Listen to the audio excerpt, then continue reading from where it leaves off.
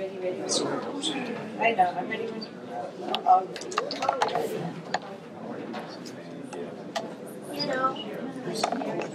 Good evening, everybody. I'm Lisa Brown because I met some of you at the beginning of the process, and then I met some of you a couple of weeks ago. I am with MIG, I'm the Director of Planning Services with MIG. Laura Stetson could not be here tonight.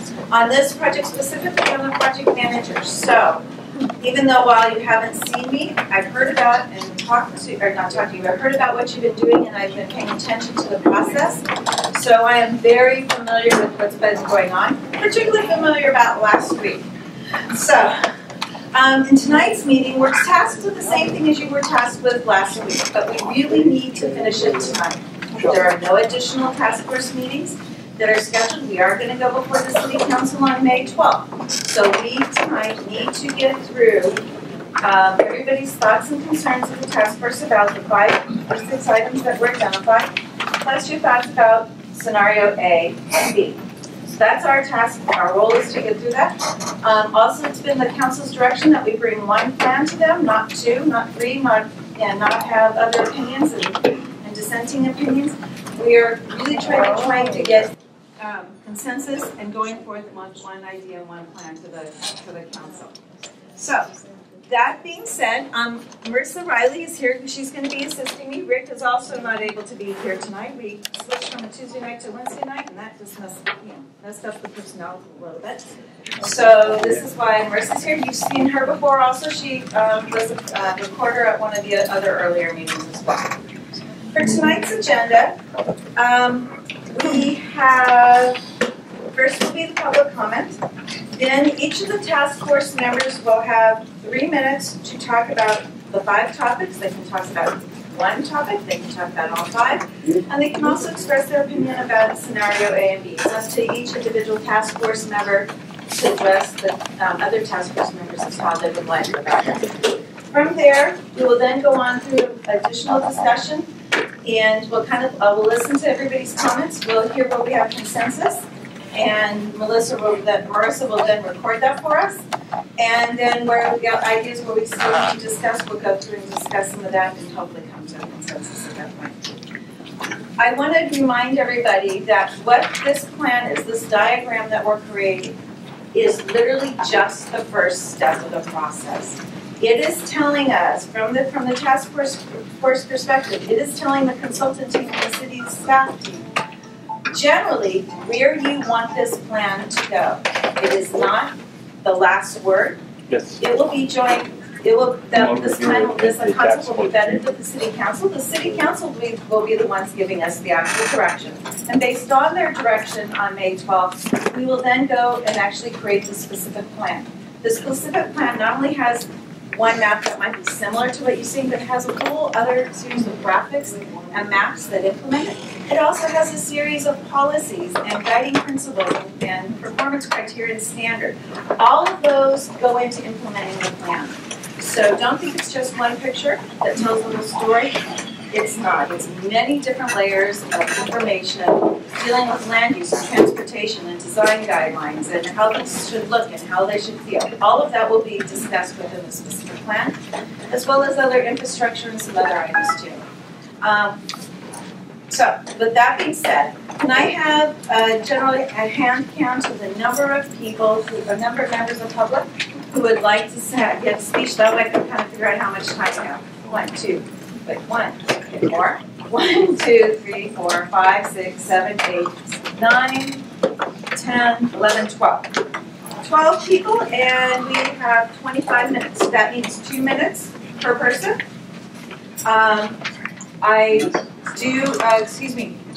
Did you have 2 people raised? Perfect, thank you. I will have, Karen will be my timer. I'm going to be really hard on the 2 minutes. 2 minutes is up, it's up. Okay? Because I really need everybody to focus on the task force and their work tonight. So I'm really going to be hard on the 2 minutes. Last time I started from the right, so this time I'm going to start from the left. The woman in the blue chair. So she can go first, please.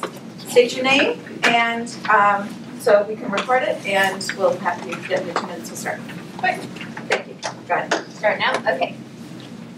My name is Linda Jonas, and my husband and I own a floating home in Docktown at Slip 12. This is the first floating home structure down on the right side of the ramp when you come down to the marina. And this structure has been at the same location since 1970s.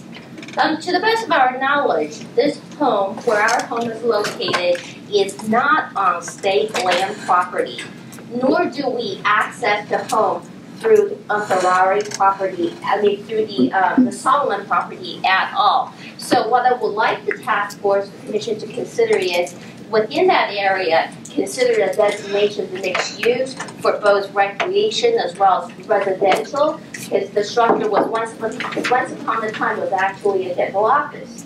And with that, and thank you for your time. Thank you very much for mentioning that. Next person going from the Texas. Sir. Oh, thank you. Edward Sample.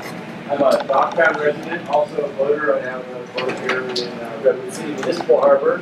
That boat used to be at Pete's. We know what happened with Pete's. Now we're looking around, we're thinking, is Pete's coming to Docktown?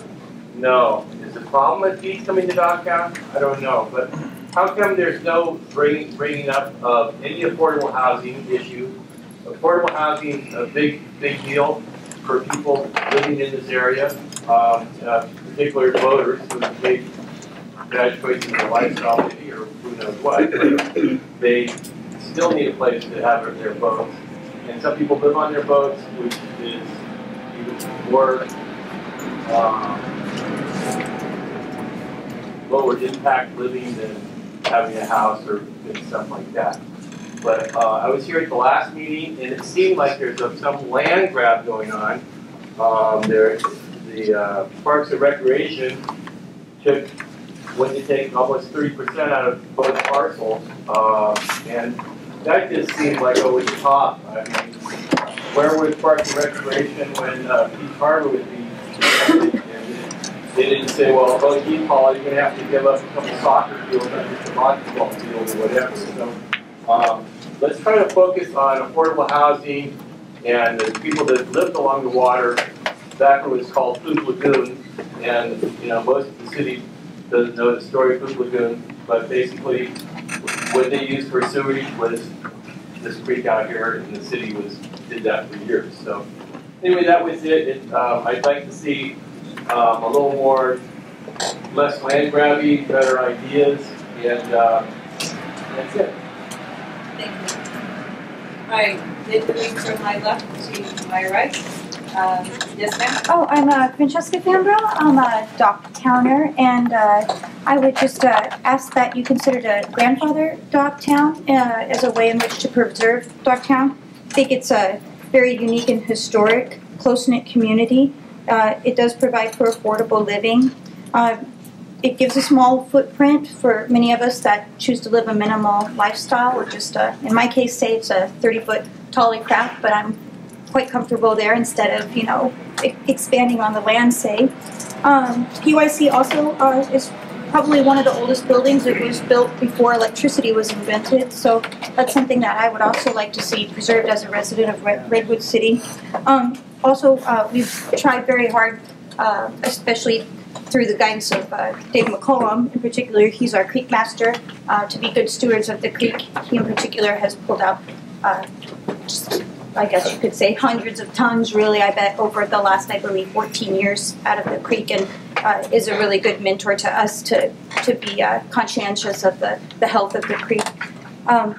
Also, I think the marina should stay. I think it's a wonderful place, and it seems as if it's been commercial in the past. There were many commercial facilities, so I think it's a place that you could have residences, the public access, commercial, and beyond, really. I think we just need to look to restore what infrastructure already exists there and expand. Got the ramp, for example,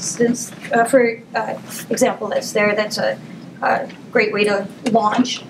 And also, again, as the woman from the shelter had mentioned, being mindful of the people that reside there as well as the people in Docktown to, definitely, I worry about being displaced, basically, and so to definitely consider those communities that are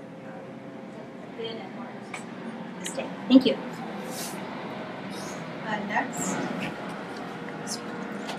I think, yes, Gina, I believe you're next. Do you want to wait? I will pull up. Why don't we skip? Wait. Okay, why don't we skip Gina, because she has the slides that I'll pull up right now for her.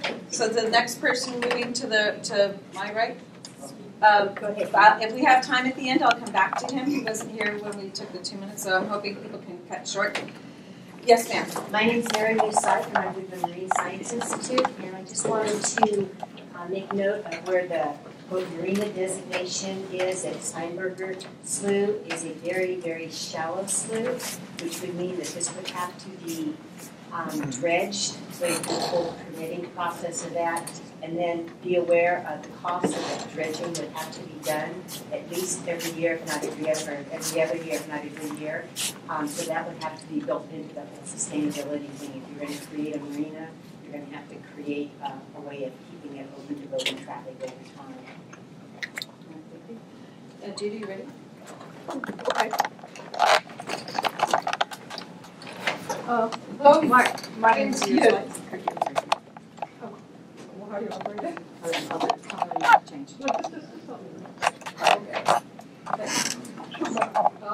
My name's Edith Deb. I'm with the Sierra Club. And I want to raise a couple of issues with regards to this. The scenario one, since we're going to be talking about these two scenarios. If this is a waterfront park for Redwood City and its front yard, it's starting to get very little water frontage. And these facilities, which are great and they're important, maybe should move over or somehow so that there's more water frontage. The wetlands, which are acknowledged wetlands, the health of the bay is important to all of us. It's important to the economy of all of us.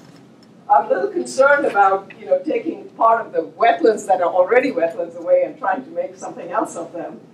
This, as I pointed out earlier, is not a park, and it's really a small walkway. There's a walkway on the other side. And finally, I want to point out that this bike bridge, if it's a bike bridge, that's great, but if it's a vehicular bridge, it's going to become a freeway alternate route when this is blocked. So it'd be great if it's for emergency vehicles and a bike and pedestrian bridge. So it's not going.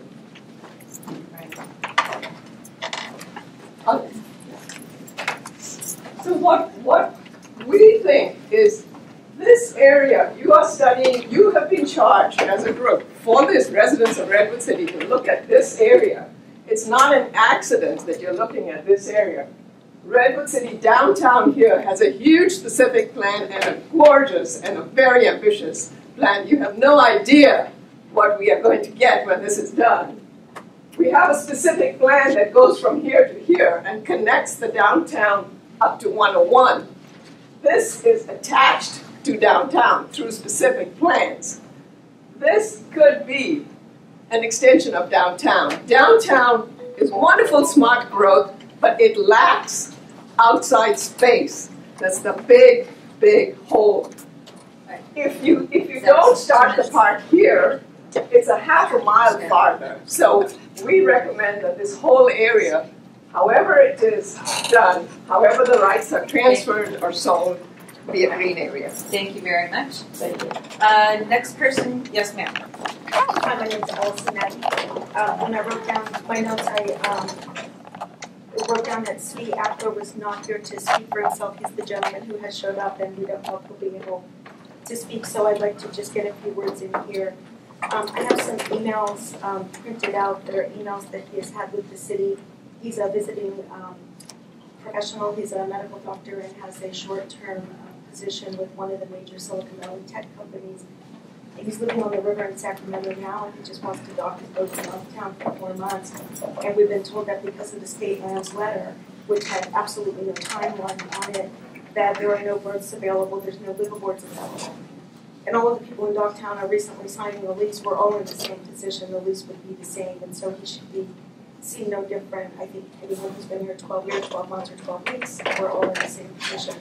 So I'd like to, it was mentioned that we could submit documents into the record, and I'd like to do that, these emails. And what I'm concerned about with regard to the emails is that Mayor Dean and Manager Bell and now Assistant City Manager, Mr. Ekern, replied to him stating his position, and they also had at least Mayor G had a comment with regard to not just voters and residents having access to the water, and I just wanted to say that's never been the case. There's recreational slips there, there's a public boat launch there, and to the extent that you walk along, people can walk on the docks, they're not locked, it's a very friendly community.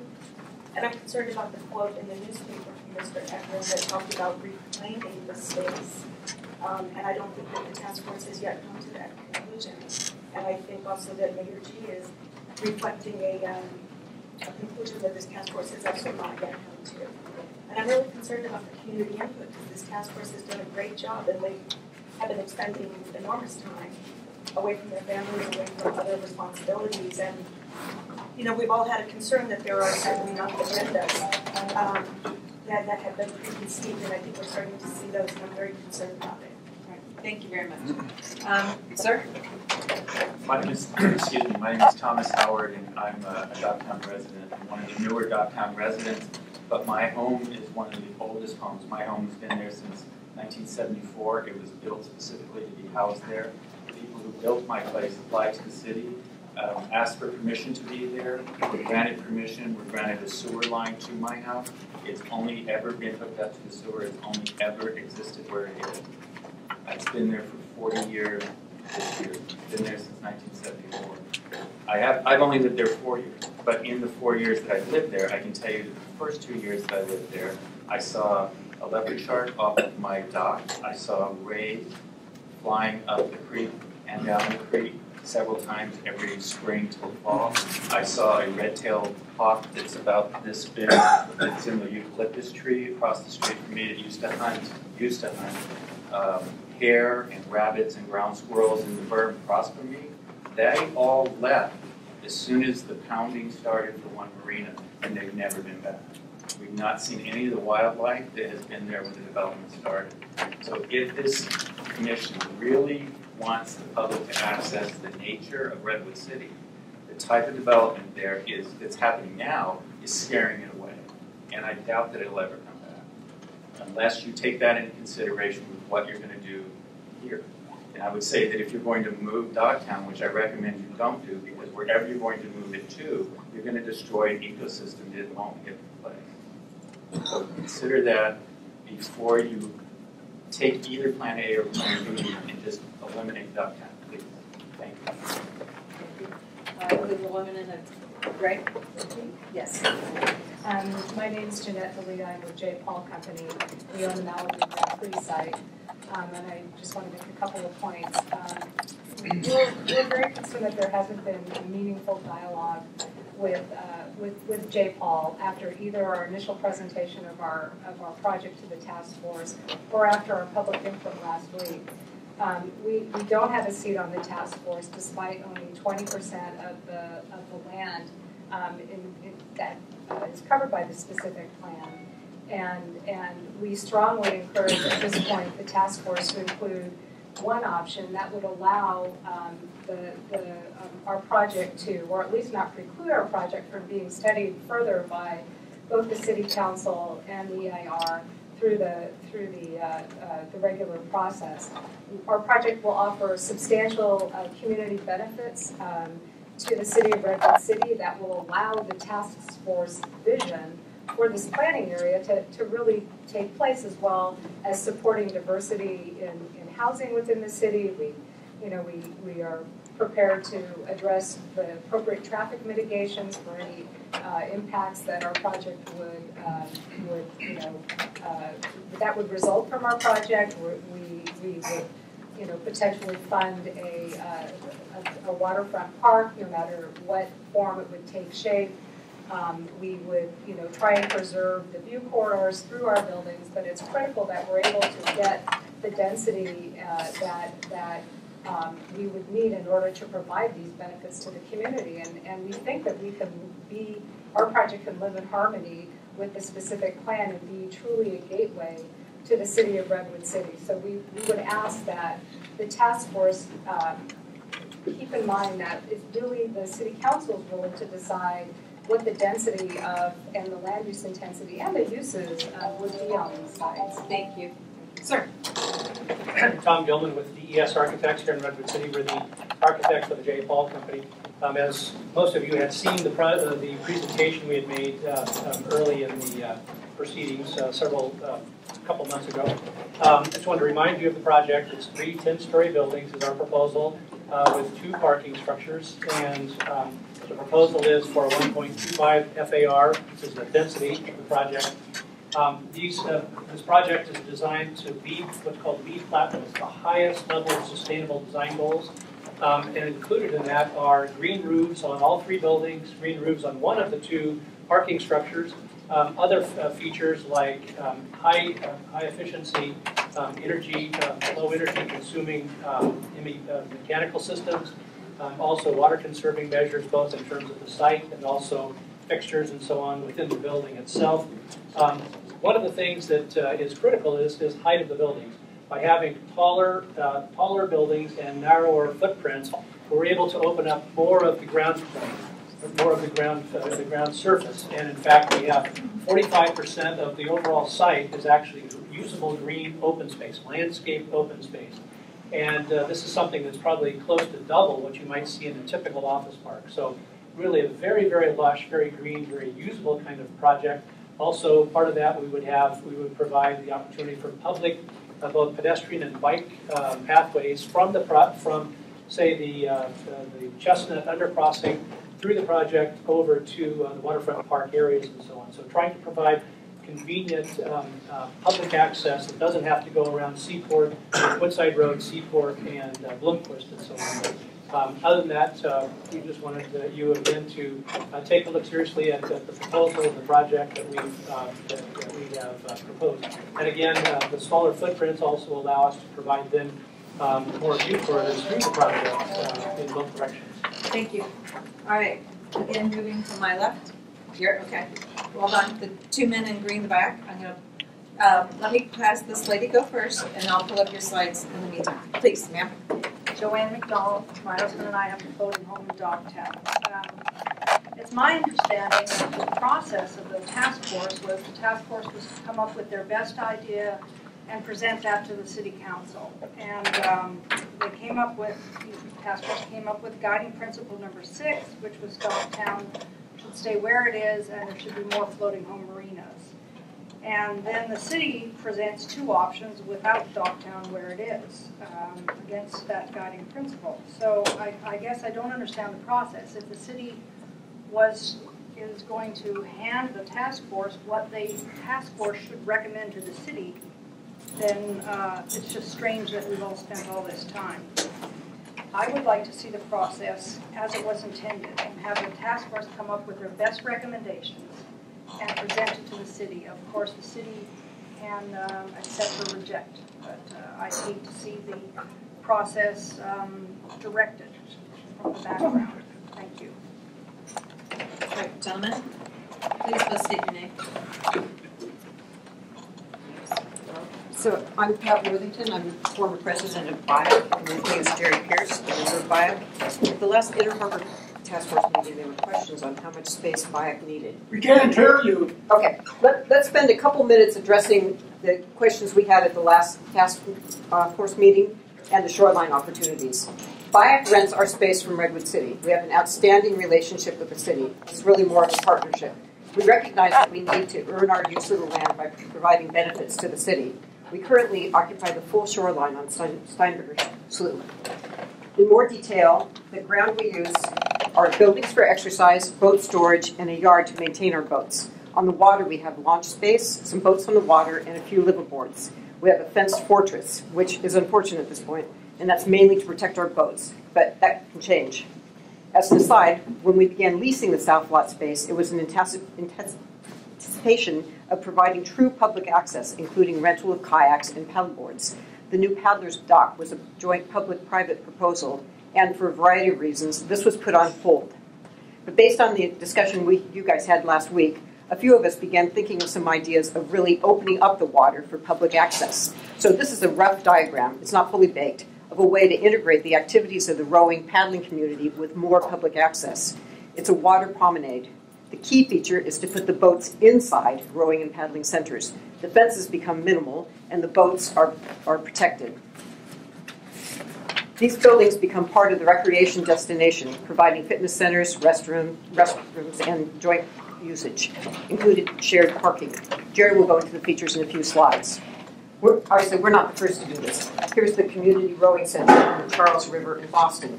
Shared parking, boat storage inside, and docks. And just up the bay is the Tidewater Boating Center in Oakland, a similar type of layout, but without the extensive open space nearby. And now we'll on to Jerry. So what we wanted to do in our proposal is to talk about getting the public access to the water, not near the water, in the water. Touching it, we can launch boats.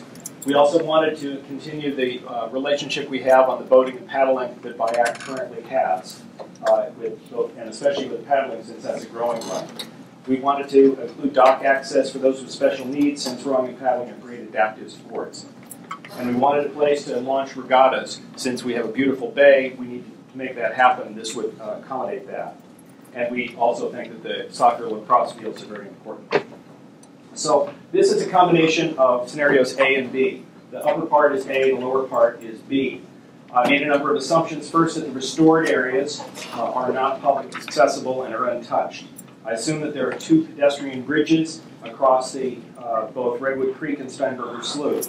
I'm not addressing where to put the housing, marina, or floating home communities. This is only having to do with the public access space. This is way too much detail, but it's a good way to understand some of the detail. What we see is 2 fields, structured space, a tremendous amount of unstructured space on the other side, certainly the restored areas and play areas, lacrosse fields, 2 parking areas in this area.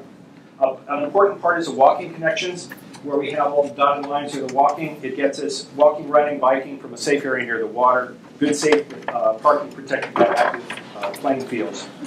The key is to put all the boats, private and rental boats, into buildings so that we can open the shoreline to the community. For the most part, it's all accessible. The rowing center's dock aims right up Redwood Creek. That's a good thing for having regattas and bringing more people into the area. The devil's in the detail, and this is going into way too much detail as it is, but it hopefully will get you thinking. So I look forward to your continuing the work of the task force, and thank you for your time.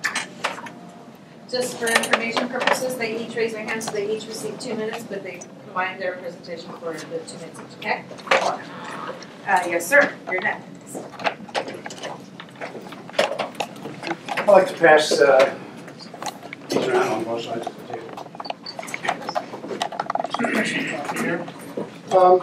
First of all, I just really want to thank all you guys for all the dedication you put into coming up with balancing the competing interests in this group.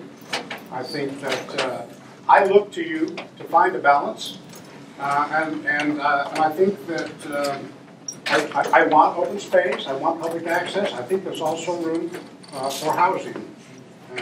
I'm glad that people like Melissa and Gail and Carol have been very protective of open space. I also like Mike Brown's willingness to swap land along the creek that can become a greenbelt park for city further inland that can accommodate some small housing, some small shops and housing. And I really want to thank Jeff Birdwell for the support that he's given Docktown over the course of this, and I'm very supportive of BIAC. But what I really want to focus on today is resolving an issue that has perplexed the city of Redwood City for many years. They knew, and so did state lands, that the floating homes at Docktown were not consistent with the grant as written and interpreted. They invited state lands to join the planning group to force the question. My solution is a simple one. The city should work with state lands and the legislature to grandfather Docktown the same way that BCDC did with floating communities in San Francisco and Alameda. You'll see that what I sent out was a BCDC graphic from 1985 showing 7 floating home communities in the bay under their jurisdiction.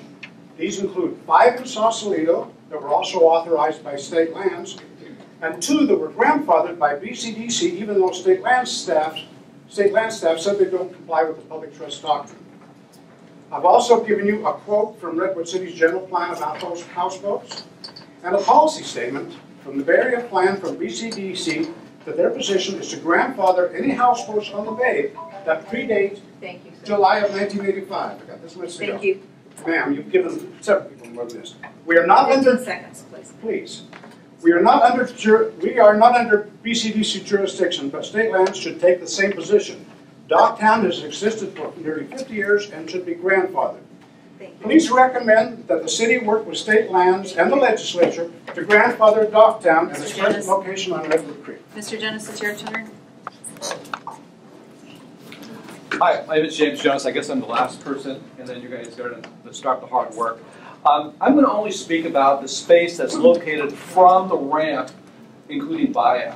Now, that area right there, what I'd like to do is propose a simple thing. What we do is we have a mixed-use area, both the floating community as well as recreational use. Basically status quo, and then what we do is we look for opportunities for growing BIAC and also opportunities when we can bring in some more of the floating homes. So basically, that would be the designation of that area. It's mixed use, and the reason why you should do that is, first of all, that particular area, if you take a look at the grant, it actually is outside the grant area.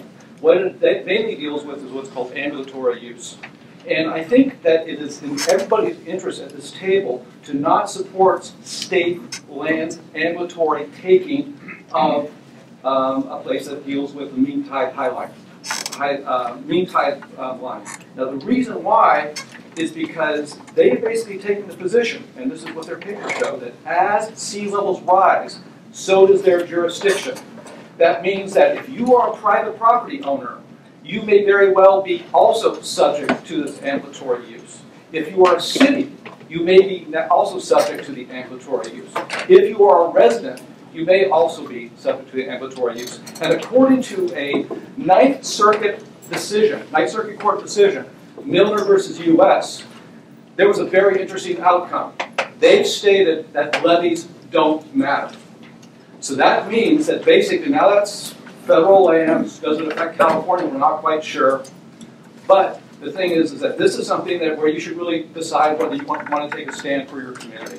So I'm asking for, within that little area, that is offside the grant area, that you call it mixed use, and I want to thank you very much. Thank you. We have, from the time we started, we still have a little bit more than 25 minutes, so I'm going to let this gentleman go ahead. 2 minutes. Okay, thank you very much for letting me speak. I'm a computational neuroscience researcher with a degree in medicine, and I've been invited as a visiting scientist to one of the top 3 companies in the Silicon Valley. I'm a boat owner, and I have a houseboat. And in my search for a place to park my boat temporarily during this visiting position, what I found is what I can only construe as a war on boaters. Marinas everywhere are not allowing boaters, and I'll focus here on Docktown.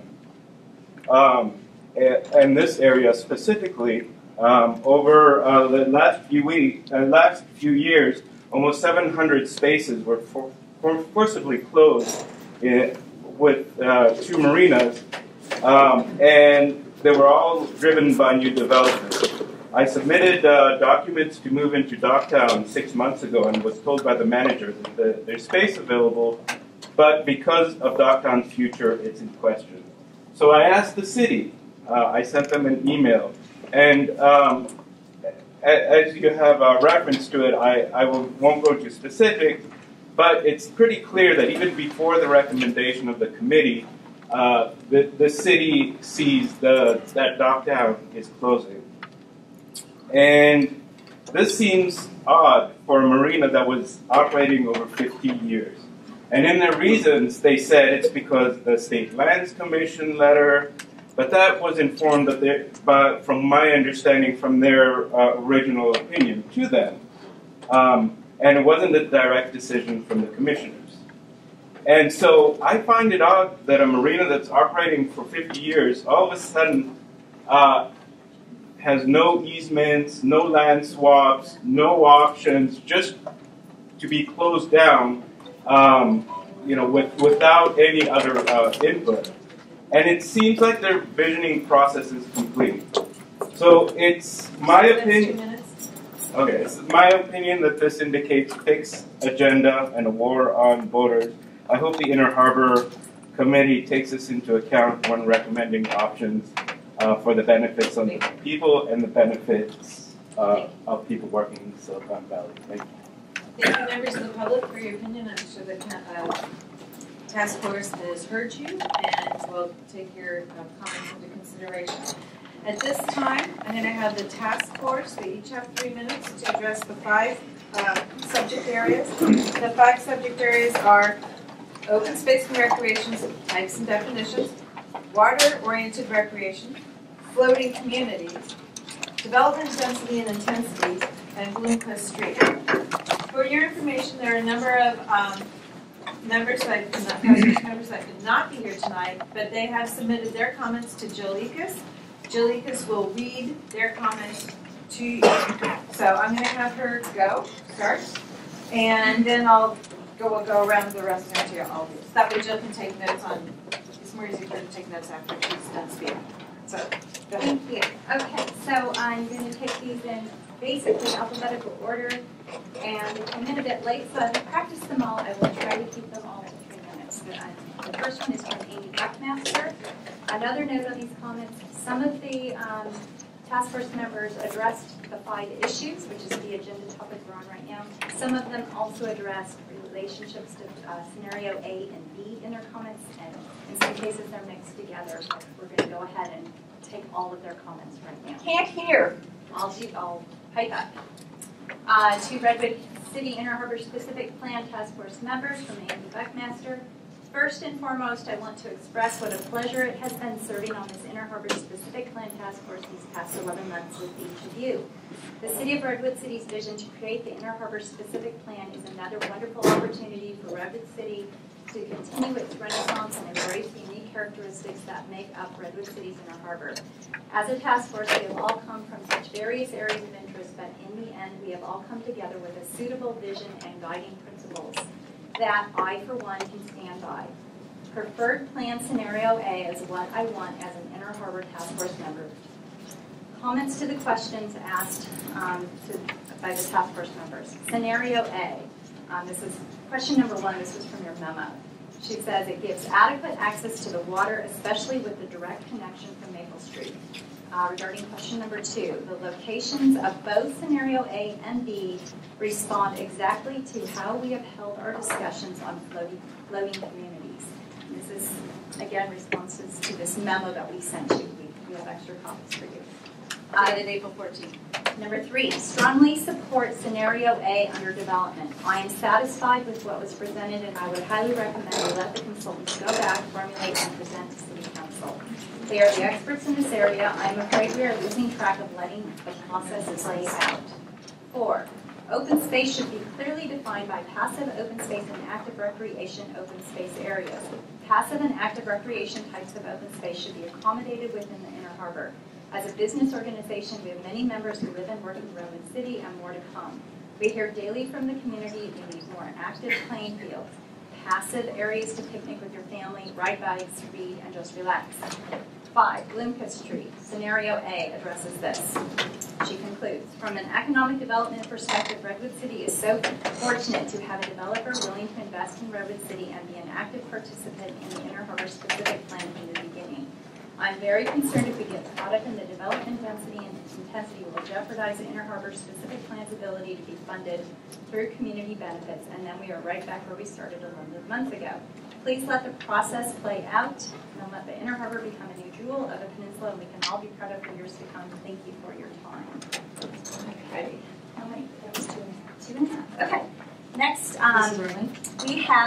we have a presentation with slide notes from Task Force member Arden Sharping, and so I'm going to try to follow along with this. Slide 1. She says, we favor balanced uses to best serve the public interest in the Inner Harbor. 2. We favor open space of all kinds and recreational access on both land and water.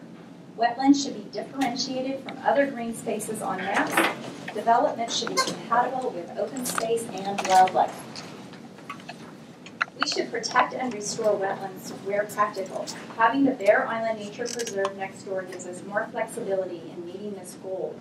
The Maple Street ponds offer one opportunity. granite rock waterways, and portions of the Ferrari Pond may provide other opportunities. Land swaps could also add to the available space. After 50 years, Docktown has become an integral part of the ecosystem here, providing cover for aquatic life beneath our homes and existing side by side with local birds and wildlife. Our recommendation is that new development here not upset that balance. Recreational opportunities in the Inner Harbor should balance active and passive spaces that complement a waterfront environment. Docktowners are avid users and supporters of water sports and recreation, kayaking through the wetlands, sailing on the bay, and touring in motor launches. There needs to be more public launch ramps with soft coverings and low freeboard to make them easy to use. Guideline number 6 says to preserve existing floating communities and accommodate new ones. We want Redwood City to work with state lands and the legislature to find ways we can stay on the creek. For now, there should be 3 locations for floating residences. Next slide. Oh, this is in there. Okay, for now there should be 3 locations for floating residences.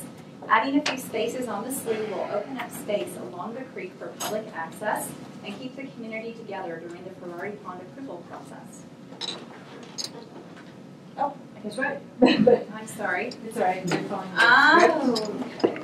So the community has been here for 50 years, and the city and state lands have known it. We've always paid rent to the city and kept our end of the bargain. At this point, we should be grandfathered in. 30 seconds. Okay, we're almost done. Docktown is an affordable, close-knit community with the kind of active community life other neighborhoods aspire to have. Forcing us to move will kill the community along with its affordable housing. Next. We are stewards of the creek. Every year, Docktowners remove thousands of pounds of trash that floats down from the city. Next. We favor development that floats or otherwise adapts to freeboard space to accommodate rising sea levels. Landowners should be able to make money from their properties. Housing and office development should scale with the rest of the Inner Harbor, be compatible with a waterfront environment, and be balanced with open space. We agree with the county that Inner Harbor development should not leave any current Inner Harbor residents homeless. We're borrowing from Amy Buckmaster's time right now. I'm sure she wouldn't mind. Okay. Almost done. We should encourage public transit, including water taxis and pedestrian bicycle access over the freeway. Bay Trail pedestrian traffic should parallel the creek utilizing Amy's boardwalk. We recommend enough parking to accommodate all uses. The last slide picture was thank you, and the final slide is the message that Arlene would like to share. Work with state lands and the legislature to grandfather Docktown. Okay, and I have one more to do now, and then we also have Mike Cherries. He's trying to get here and maybe late, so I thought we'd set his aside, and I can do it at the end of your discussion in case he can do it himself. And what Chris has done is a little more challenging for me to present to you. He has annotated the memo that we sent to you all on Monday. I don't have time to read the memo questions, so I'm going to just say where I am in the memo and read his answers that he provided for us in red. Hear that? Bill, who? Chris? Chris Mann. Does anybody have any copy of this? Task force members Of have the memo. the April 14th memo? Okay, so I'm going slow here. I'm going to jump in now. Overall comment. I agree with the highlighted points in the following paragraph in the 415 memorandum from staff, and that's basically most of the first paragraph, absent the subject topic sentence.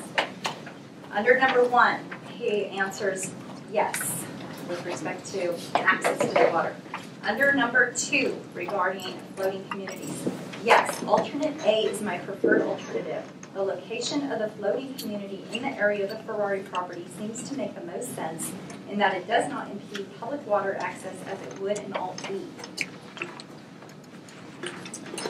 Okay, number 3. Alt A is my preferred alternative. This is about densities and intensities. For the private property owners within the plan area, I would suggest that specific density, site design, etc. be left to the entitlement process. Alt B amounts to a taking of property by designating certain properties at lower density. Overall, the designation in Alt A for the J. Paul property and the property represented by Mike Brown as development is appropriate. Let the entitlement process govern the specifics of these projects. It should be noted that the success of proposed developments will provide significant community benefits.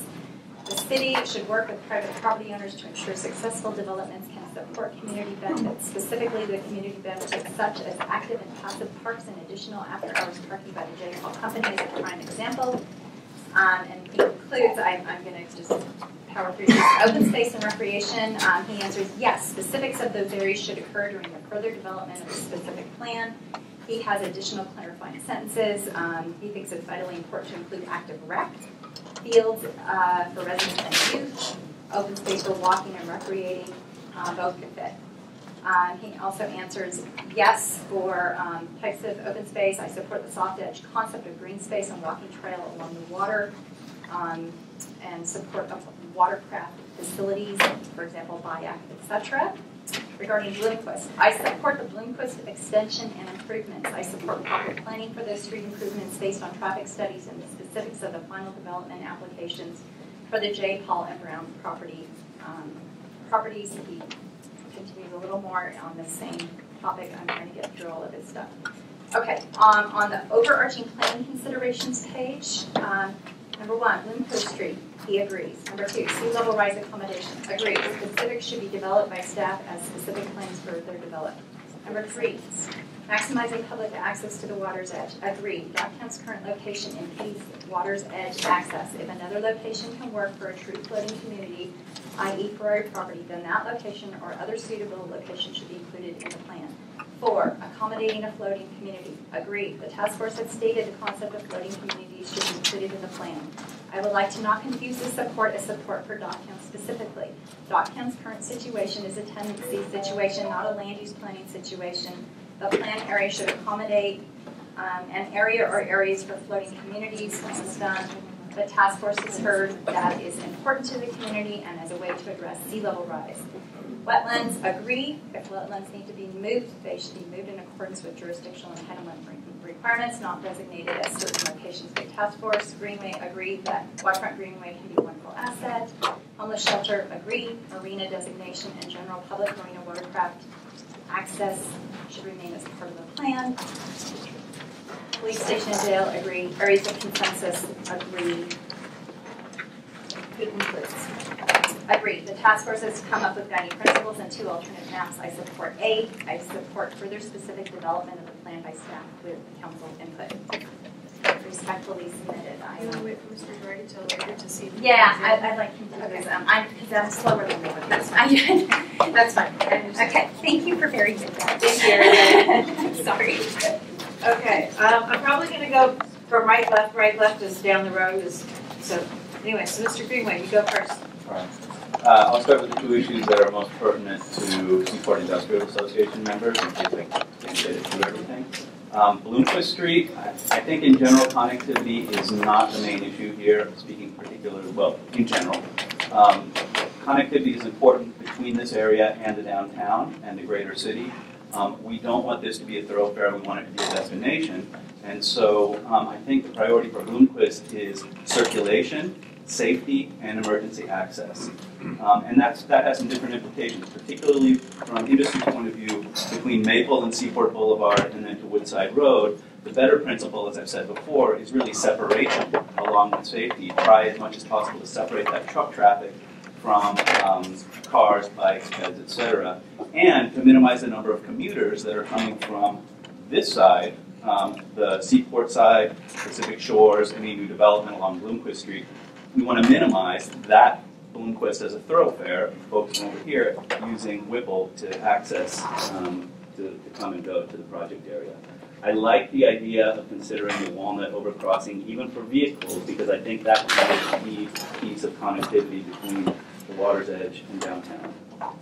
On intensity of development, I agree with both Amy and Chris Mann that I think at this stage, the task force should not be talking a whole lot, making recommendations about specific uses and intensities and heights. My preference would be to give some guidance on what I think are performance standards. What should development achieve? What should it avoid? I like, in general, the red spaces on A. I think we should stop at saying we like development in certain places and say what that development should achieve. In my view, again, from SIA standpoint, if you look at the J. Paul property, the important issues are that you balance the densities you need in order to get the community benefits we want and the expectations of what we hope for that development to pay for, with traffic loading on Bloomquist. What's the capacity? We have to be very realistic about that. And it must be compatible with industry. I think we should stand firm on the homeless shelter issue, just as it says in the new memo, pending a change in location, but certainly the shelter should remain until we find that.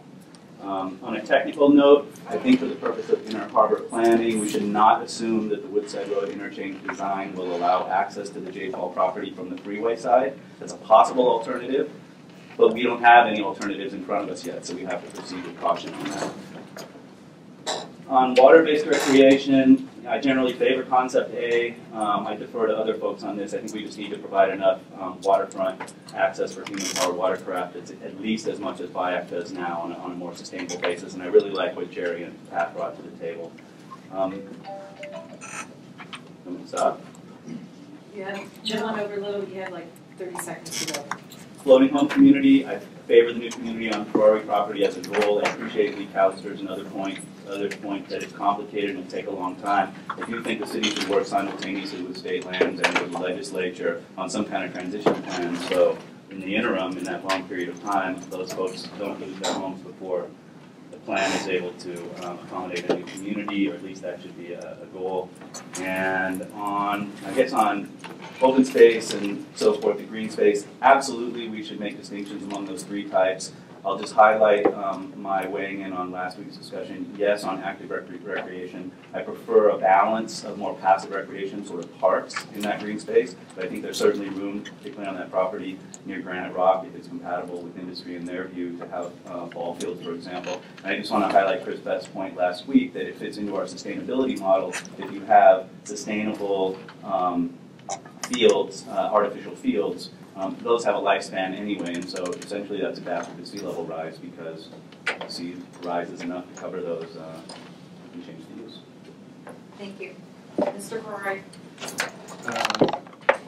Yeah, I got to apologize because I didn't end up giving this memorandum until today, and so I really didn't end up preparing myself. In looking at the various scenarios, my first impression was, is there a way to combine some of the elements of A and B together in order to satisfy all the groups involved, property owners as well as the public interest for open space.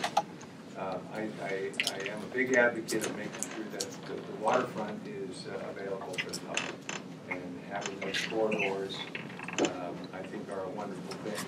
I think from my standpoint, and sometimes I look at it maybe a little bit differently as a property owner versus just the general public interest, of our task here to come up with some land use designations and leave it to the city planners to come up with the appropriate densities for those developments based on some of the criteria we're trying to satisfy here. How much open space, how much park is going to be developed,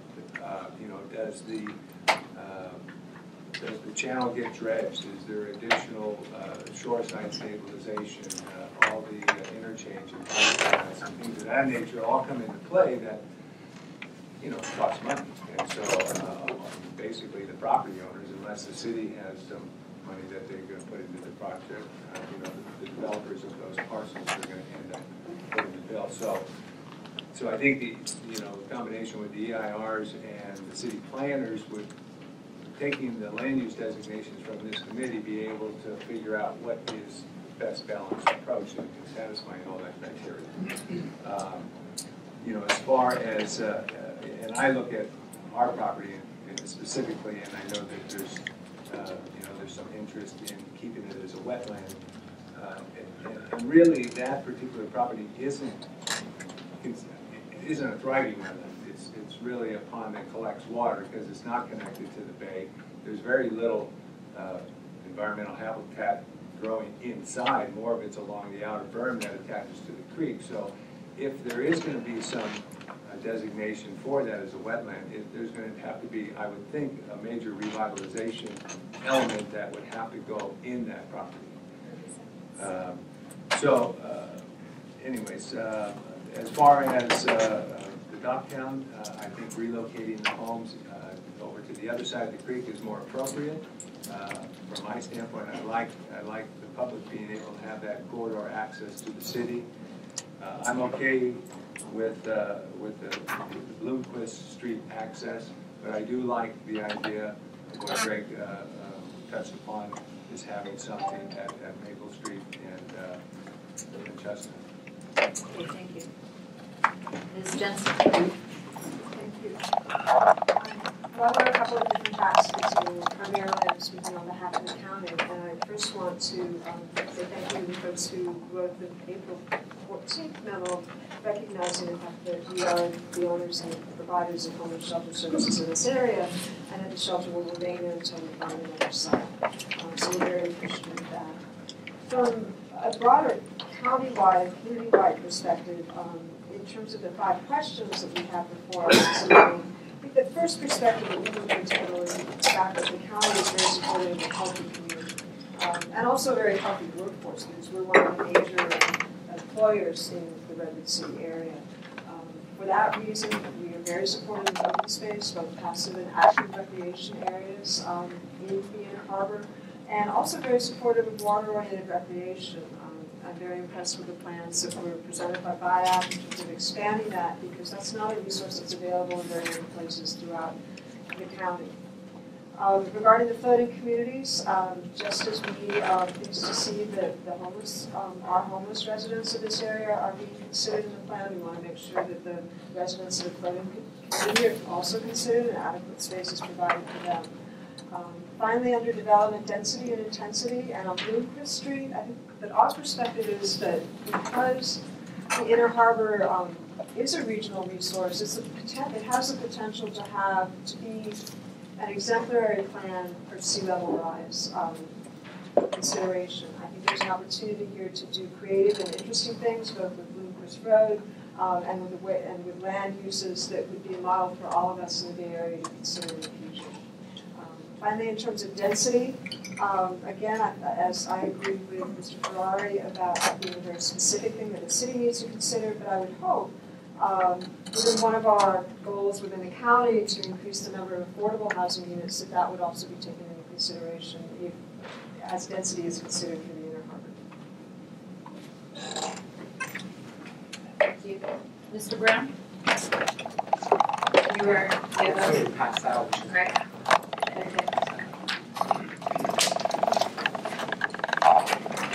Thank you for passing.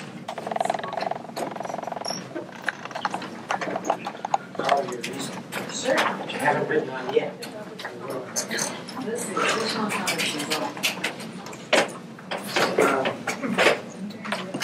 We go like 7 minutes or we got 3 minutes? 3. Let's make it fast. Yeah. Just trying to get Okay. So I'm Mike Brown, as you know. My clients own the properties which are designated on this map, which I had passed out. I think you'll find it useful. It's basically all of the area we're planning, and in the bottom left there's a what do you call this? Legend. Thank you. So there are 33 acres encompassed between what the city owns here, which is green, and the Ferrari property. So between Ferrari and the city, there's 33 acres. There's 8 acres owned by my clients, but you'll notice on this chart there's 1.7 acres which are indicated. That's the level of public access for a trail that is mirroring the opposite side of the creek where the One Marina project was approved pursuant to the general plan. So effectively, what I've done with this map is rather than do what I did months ago, where I provided a vision of doing some land swapping, I basically went back to the fact that if we're going to be planning as a task force and trying to give the city guidance on what to do with this 80, 90 acres, to bear in mind that the city doesn't have the power to plan a park on private property. But the city does have the power, owning land, to acquire land, and given that the city doesn't have the financial, as I understand the budget, doesn't have the ability to buy a lot of land, that's why the land swap idea was originally proposed, which is the way that the city could acquire additional land for a park would be effectively using some of the land it has to acquire some of the land it doesn't have. I think it's really important for the city council to understand, and for us to understand, that a specific plan must take into account that the area that is within the most control by the city is the land it owns, and the least control is the land that's private property. My clients, in terms of drawing this map with our engineers' help, have shown that the yellow property, which is ours, it adds up to about 6.4 acres. And the county property, which is purple, is about 2.2 acres. The objection we have to scenario A is that scenario A doesn't provide for the minimum necessary, which is basically the private property that my clients own, and in fact cuts it. Basically, if the scenario A was adopted, the city council would be putting itself in the position of acquiring 2 acres. And in this area of the city, given the general plan, the value of that land is in millions of dollars per acre. So it's really not feasible for us to adopt a specific plan which dictates that private property owners are effectively going to be selling their land to the city. But I would say that as to the open space, public access, BIAC, passive, active, everything we've talked about, I believe that between the floating home openness that Safari has and all of this land, that there is a way for us to plan both ball fields and passive use so that the community would have a place along the water to go. And the last thing I want to say, this goes to the county, this A bisects the private land from the county land. And the problem with that is that basically it's going to reduce the value of the county's land by separating it from the land that my clients own. And I would just encourage us not to make that decision, but to allow the mobility and the engineers to basically plan this area, but to preserve the value of the county's land for a private user who would help find a better location for a shelter. It would be better not to bisect that property from the property my clients own. Thank you. And you want to put it up. Thank you. Sir? John? Yep. So I'll categorize my comments into 2 general categories that will pass as maybe as well. First, as they relate to BIAC. And these are not aligned with the memo categories per se, so you can drop them into the proper buckets as you see fit, a little bit in terms of priority. As we've said, and I think Pat and Jerry so eloquently indicated, our mission is to encourage and grow human-powered water sports. That's kind of the core mission of BIAC. What I think has been spectacular in the last few weeks working with the Future Foundation is this notion of really bringing the water's edge back to the public. As Jerry and Pat showed, there are many aquatic centers that have, as we do now, a fence, a yard, and the aquatic centers jealously guard the public side because we're trying to protect our assets, our boats, which are worth millions and millions of dollars. Behind that fence are both those that are nonprofit owns and those that individuals own, and protect them from vandalism and theft. This is kind of a cool notion that I'm really excited about, so I just want to amplify that. So we reduced the yard barrier with the notion, they said it, but I want to make sure people understand it, is the notion we're suggesting tonight is creating indoor space, boathouses. And so we eliminate this barrier and this characteristic of outdoor storage by more efficiently storage. Along with that goes a lot of expense and effort, and that will come to public benefit in a moment as I speak about that. I want to comment on edge conditions. As Gita has said, this notion of opening up these edge conditions for public access are a great thing. Interestingly, in the Boston example, it's called Community Rowing in Boston, I was delighted tonight to see that there is an adjacency with public fields, that Jim and Chris have so eloquently spoken about. And so that notion of adjacency is patterned in great places like Boston. One thing that wasn't said that I want to make sure we don't lose on the list as it relates to BIAC is the opportunities for expansion. It was alluded to, and the paddling is rapidly growing. Rowing has the potential to grow spectacularly, so as we size and think about storage, indoor, outdoor, one thing we're also saying privately, and I'll say publicly, is we have a lot of ancillary uses like launches, trailers, stuff. We need to try to find a way to try to move that away, but have it accessible. That's another challenge in our world. So now my task force member comments, not the BIAC comments, 6 comments. Intensity of economic opportunity, I would suggest we mirror to enable optimizing public benefit. And as others have said, I think that's something for council to wrestle with. Docktown as a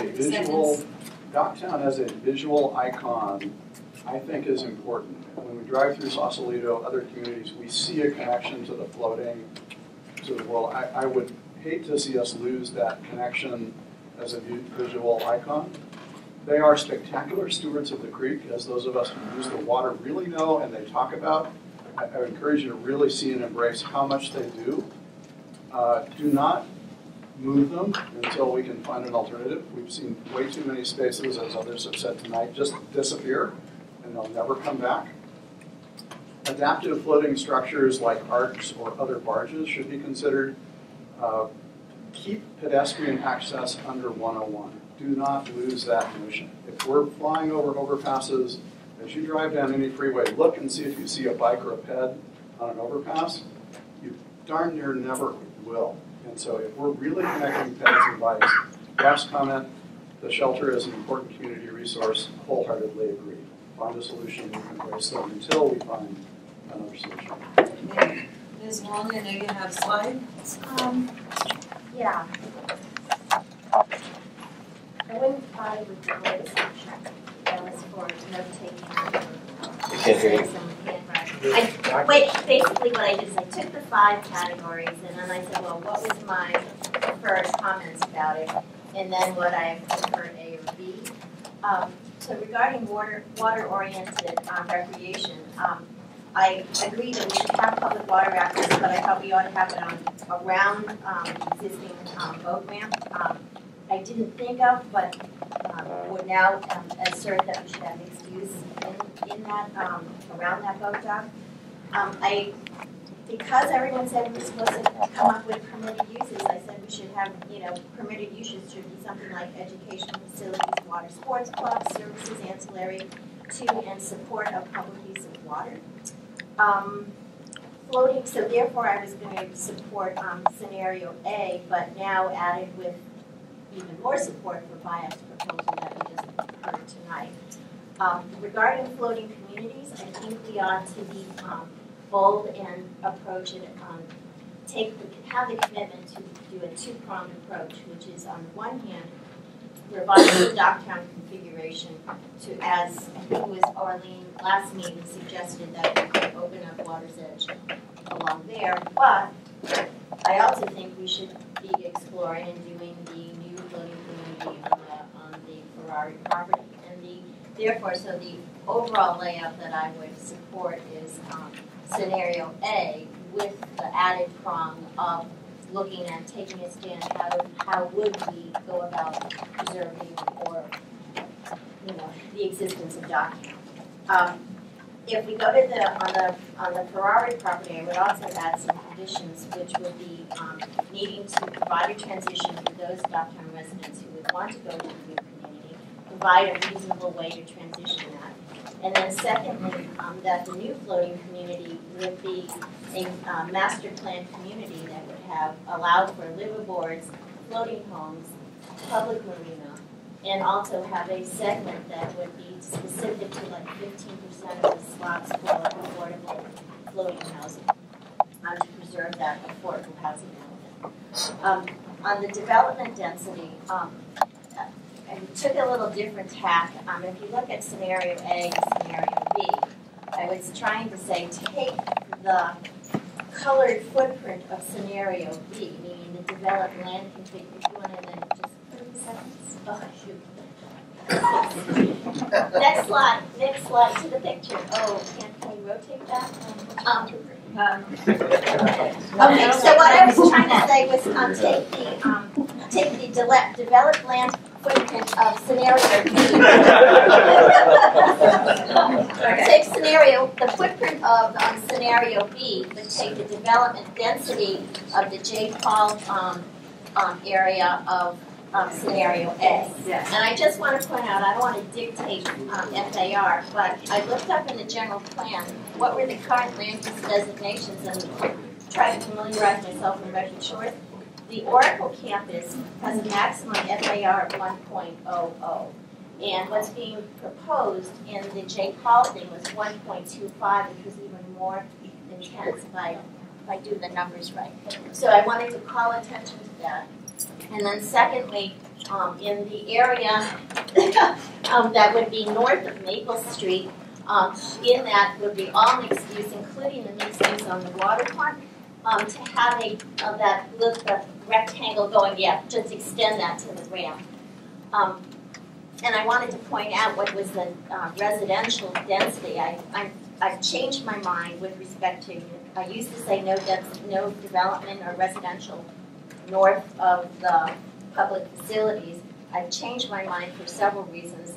If we keep the development density of residential low enough, but it be mixed use, vertical mixed use perhaps.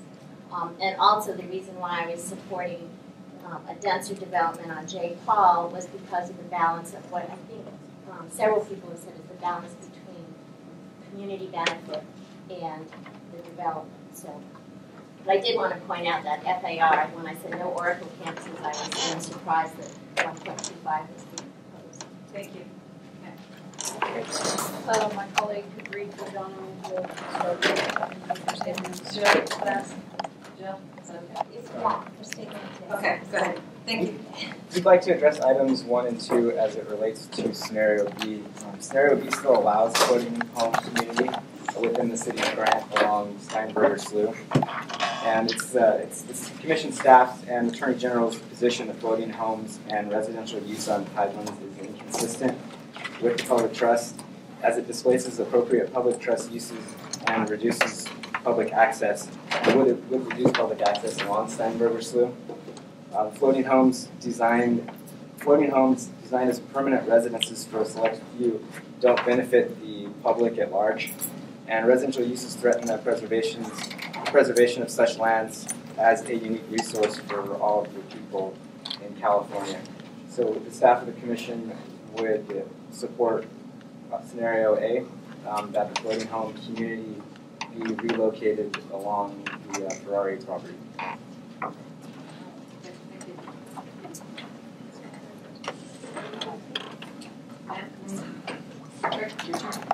Okay. I think most of my comments are really more sort of performance standard oriented, and I'm kind of curious about how that kind of idea is going to get transmitted to the council, because we haven't really formally engaged with performance standards. One of my really primary concerns in general for the planning process is increase of car trips, greenhouse gas emissions. We live in a time where we have to really take seriously. We have state law, local efforts to reduce our greenhouse gas emissions. And so, as a performance standard, I would like to see, a reduction in auto-dependent uses, and anything that requires cars, mitigate. So we should set high standards, I think, and on the flip side, really prioritize bike-ped mobility. I would really like to encourage creative engagement between the private property owners and the use of transferable development rights, that there are negotiations that are done all over the state of California and the rest of the United States where parties can negotiate and maximize, within a reasonable negotiation, what they believe is fair market value for their property. And so again, I'd really like to encourage additional work on that. I, of course, very much want to prioritize the water access and human-powered watercraft, again, things that don't emit carbon. Around that, I'd like to make sure that, for example, Jay Paul's most recent presentation talked about shared parking. We've been talking about active rec. It seems like adjacency to the shared parking and playing fields makes a lot of sense. So again, that's kind of a performance standard. When we think about, again, how we locate uses, I will not dictate them. I just want to suggest there are ways to think about this to get at larger goals. So providing the recreation, but putting the right thing in the right place to maximize adjacencies, particularly for reducing greenhouse gas emissions and increasing human mobility. I'm concerned about talk around the Chestnut Street undercrossing and just in general connected to Bloomquist, some of the stuff that Greg was talking about. I mean, it's not really good for bikes, and I'd like to see that we look for the safest mobility as possible for all kinds of users, those going directly as a destination as well as those going through. We need to really think about safety and again, maximizing bike mobility. I want to maximize wetlands restoration because the Bay has lost 85% of its historic wetlands. So any opportunity to return any of the wetlands actually is critical for Bay function. Bay function is part of a huge part of the region's economy. There may be like one more thing. I am concerned about displacement. And so I really want to appreciate in the April 14th memo the reference to the shelter, but generally displacement. We have housing issues, especially affordable housing issues in this area, so we should prioritize not doing displacement as we try to achieve other goals. And lastly, sorry, they're all over the place. Well, as Park and Rec Commissioner and Director said, there's $15 million the city has to do things, to buy land. So I don't know how much of that land could be bought. So in addition to using to transferable development rights, I'd like to really encourage, again, the city to think creatively about acquiring parkland down here because this is an ideal place for parkland. Thank you. Mr. Dudley. Thank you. I'll go right down the list. And I'd like to lump in open space, recreation, and water-oriented recreation. I think there's a lot of overlap there. I certainly advocate for a variety of recreation options for all of Redwood City residents to have available. Water recreation is certainly important in public areas to launch a small boat to accommodate BIAC and possibly other vendors or concessionaires. A link to the Bay Trail, specifically not just a walk along the border of the freeway, but inside and close to the water. When I talk about that, I talk about the link along Bear Island that's pretty much a concrete path alongside the freeway. And we need to take advantage of the open space and the space along the water. Active play spaces for organized sports, notably 2 soccer fields, lacrosse fields. I know that's getting into the weeds, but I think to really address some things that we already have on paper, I think it's important to note that several members of the task force have mentioned active, they've actually mentioned active and passive recreation. And I think that's important to get into the literature and get on the board because I haven't seen it written down. And we have a legend on the maps that say open space. And I refer to the Redwood City 2008 assessment that talks about open space and defines it as undeveloped space. So I want to make sure that we address that when we talk about green space or open space, that it includes active recreation and playing fields as well. Public access, BIAC facilities. For floating communities, I'm totally in favor of a floating community to ensure a community in the area and construct community efficacy. I'm in favor of seeking an exception with the state or relocating to an acceptable venue within the Inner Harbor area. Number 4, development density and intensity. I'm in favor of allowing property owners to realize the plans should they fit into existing standards and requirements with traffic mitigation plans for a frontage road or mitigation to the Woodside 101 interchange. If the plans fit in with current zoning, residential or light industry, I feel they should be allowed to develop in those areas. And I certainly support the county shelter as well. And then finally on Bloomquist, either option, I actually like scenario A, and either option's viable solution in my opinion. Transit should be queried.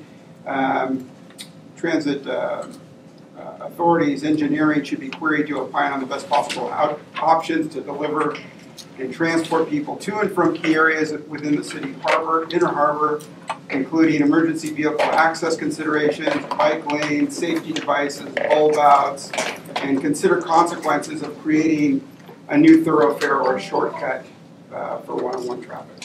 Thank you. Okay, I already told Jill that I think my comments are going to go over 3 minutes, but I should be done by 8:30, which is your deadline. That would be, how about stick to 3 with a little extra like the other members have. Okay, as well. all right. Please.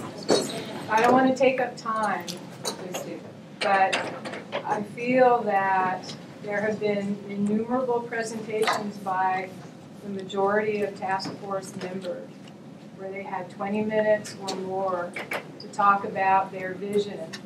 And I would like to have an opportunity, more than a public comment period as a task force member, to Why don't you share begin, and then let me discuss my with Jill thoughts. and Ms. All Recker right. at the same time, but begin. Okay, all right.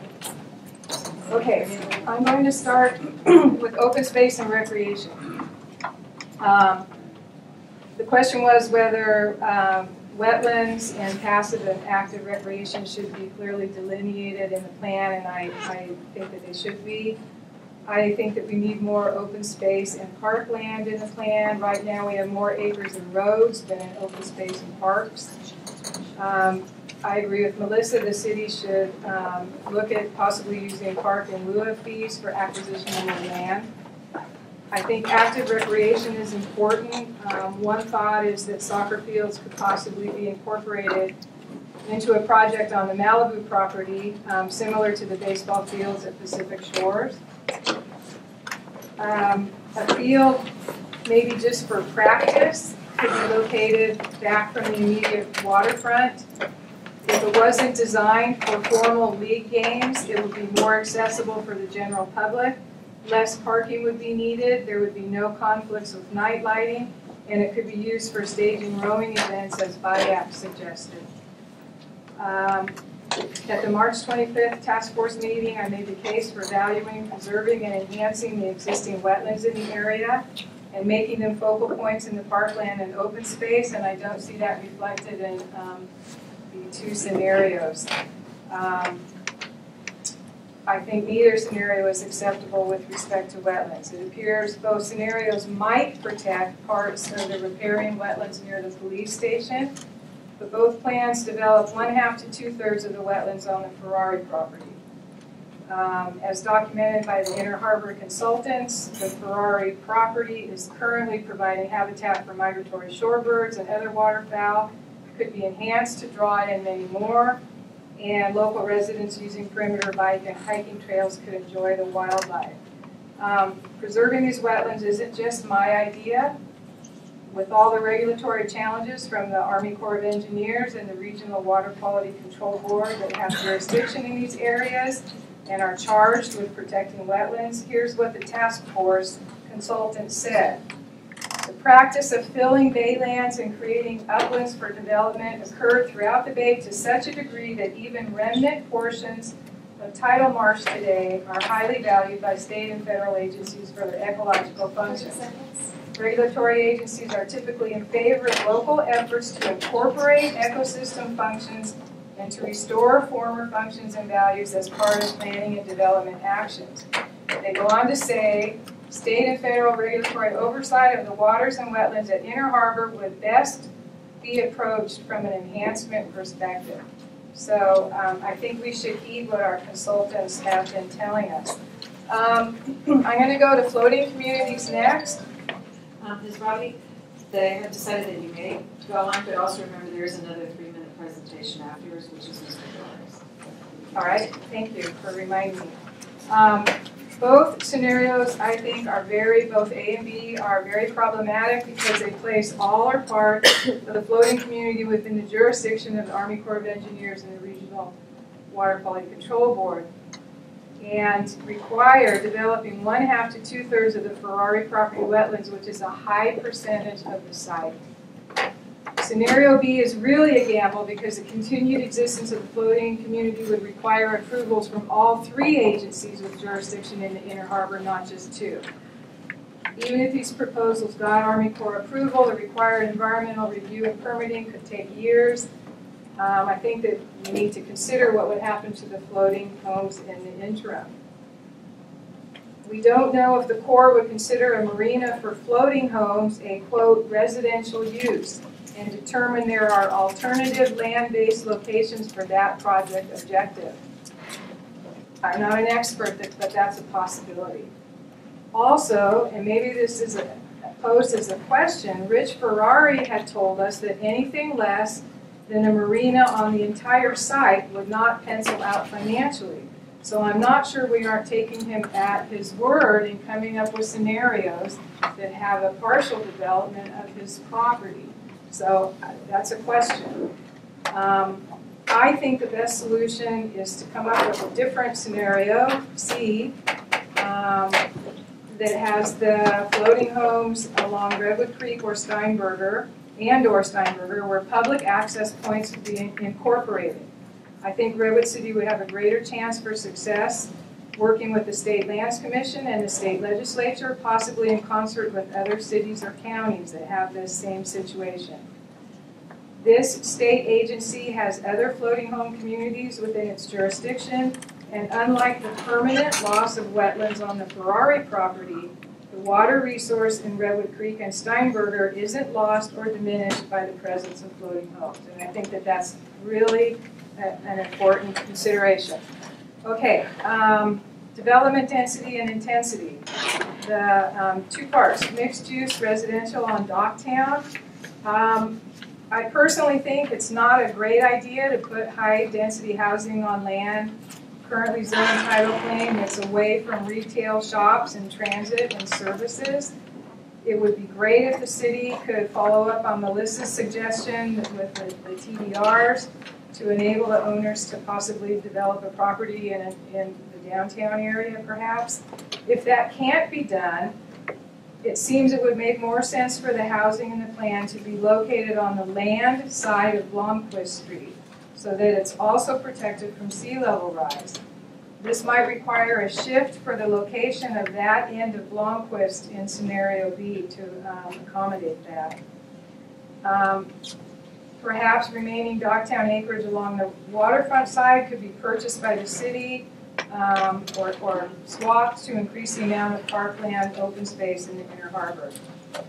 I think that the height there should be compatible with what's existing in the waterfront, which would be about 5 stories. And buildings should be placed to provide view corridors from 101, like Carol Wong suggested, and also to the hills when you're standing in the waterfront. The Malibu property, I support scenario B because I have concerns about height and serious concerns about traffic. Outside of the port, the tallest buildings on this side of 101 are 5 stories, like Pacific Shores. I think 10 stories sets a bad precedent for Redwood City's bayfront. In other words, if J. Paul can do it, then you know who else wants to put 10-story towers next to the bay? I think it would impact views from the Inner Harbor. I'm concerned, and I voiced this before, that the increased efficiencies and capacity that we heard about from the interchange improvements could be negated by a single development project like this. The Saltworks project included 1 million square feet of commercial office, and initial studies projected 11,000 new vehicle trips per day just from that project component. So I think that we really need to think seriously about traffic impacts. As far as the trolley that was suggested for traffic mitigation, the city hasn't completed a feasibility study yet to see if it would be economically sustainable or would require local tax subsidies to operate. And the trolley wouldn't address traffic from employees commuting from the East Bay that would be getting on 101 and coming off at that exchange. So the current height limit for the Current zoning at this site is 75 feet, and so I think that scenario B would be appropriate for that. And then just two last comments. Water-oriented recreation. I agree we need at least one public launch site for kayaks and other small rowboats, a water trail designation. I defer to Jess and Bayak on their specific facility needs. I'm not sure if this is the topic area for the Marine Science Institute, but I think the plan we recommend to City Council should suggest some possible locations, just so that doesn't get lost in the shuffle. Longquist Street, I agree with Greg's comments that we want to make sure it's designed for mobility within the Inner Harbor area and doesn't end up being an auto expressway between Whipple and Seaport Boulevard. I think the highest priority for the street plan has to be to avoid impacts to businesses near Seaport and to the truck traffic serving those businesses, and I would defer to Greg and the Seaport Industrial Association for the best way to do that and to also safely accommodate bikes and pedestrians. Thank you for the time. Jill will do Mr. Gerard. So Mike Cherry's he's double booked tonight. He's still coming to 5. Mike submitted his quick comments on the 5 topics, and I have not read them yet, so we'll just see how I do together here. Open space, recreation, Here he is. Just like that. Mr. Gerardi, you're on. Do you want Are you ready to hit the ground running? No. I mean, I'll answer questions. You go ahead. Okay,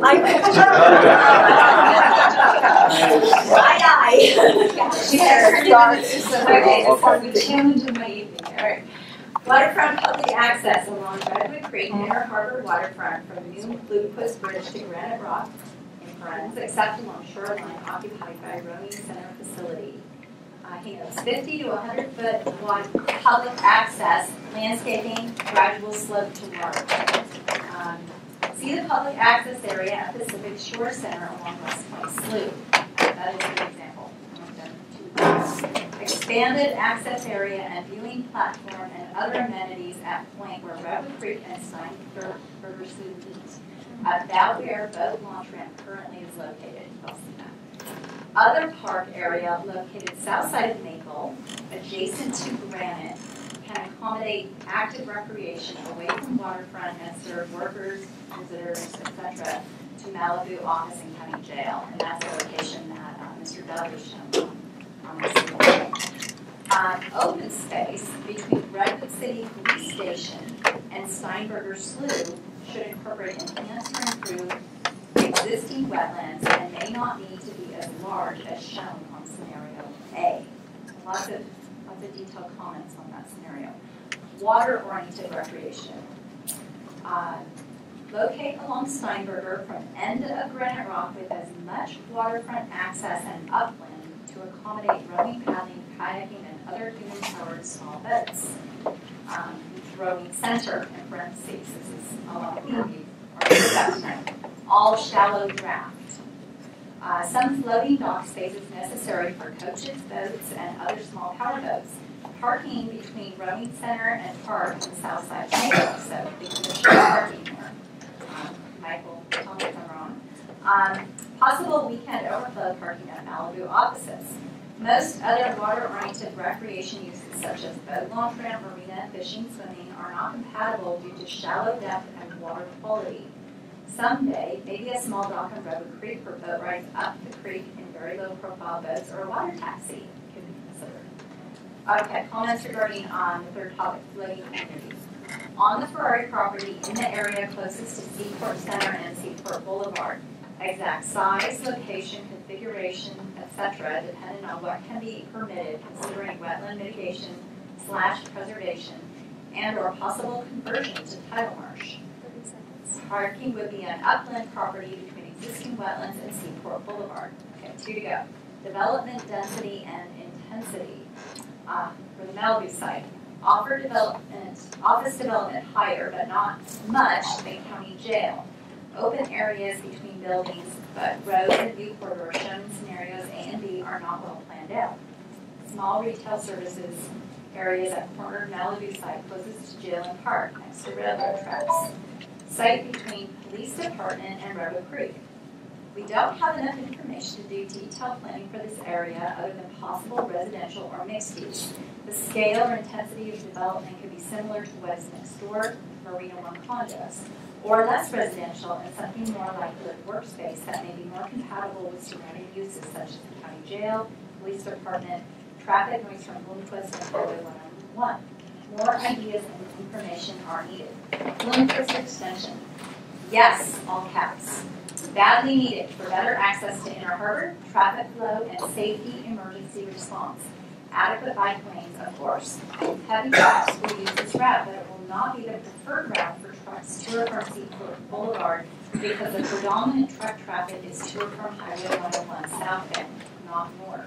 That's a detail that I appreciate reading that. Also, the roadway parallel to Highway 101 on the north side of the Bloomquist Bridge is not very accommodating for trucks.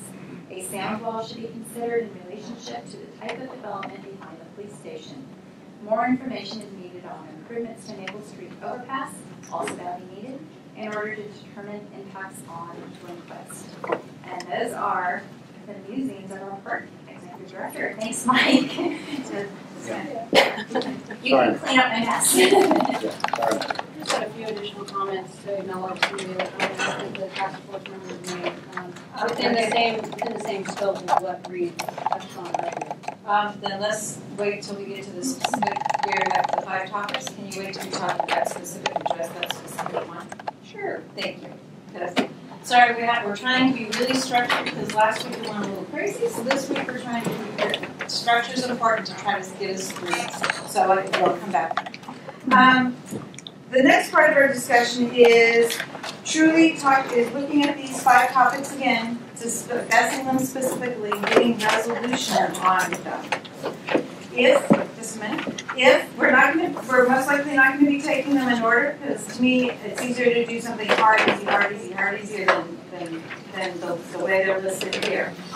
So in that discussion, I'm hoping also to hear other answers for about some of the other things perhaps that we might have questions for, but if we don't resolve a number of the issues that were presented in Alternative A and Alternative B when you looked at the various memos, I'll be specifically asking about those questions later as well. So, I'm confused. Yes. Didn't we just do that from 7:30 Yes, to you 8:30?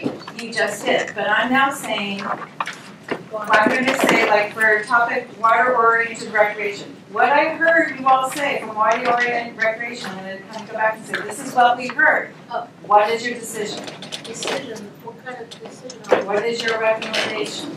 Then what are you going to recommend? Is it, I'm going to go through what I believe I heard, and that way then you can say, yes, we concur, or we're Yays or nays? yay. Well, not so much yays or nays. We have this validity. We have at the beginning, at the outset of the task force session, you were given a list of kind of decision-making process. It's not yays or nays so much. It's really the idea of working towards mutual agreement and kind of consensus. And mutual agreement does not necessarily mean that everybody agrees equal and that they're all equally enthusiastic. We will have 6 statements that can be, if we need to use these, we'll go to the 6 statements and people just kind of raise their hand. Number 1 says, I'm summarizing these, you guys can read them. Yes, ma'am? I'm sorry to interrupt, but I just wanted to, before we start trying to reach consensus, I wanted to correct something in the memo under areas of consensus. Okay. You have the Ferrari property would be designated for use as a floating community and wetlands. We don't have consensus on that. Okay. So that should be. We will pull that back from there, and then we can discuss. So this is kind of what we're trying to get to, right? I'm sorry. These kinds of statements are what you're trying to get out of us on the 5 topics. Right. We're pretty close with all this. Yeah, no, I just want to know for me. I don't know anybody else, but what it is you're actually trying to get.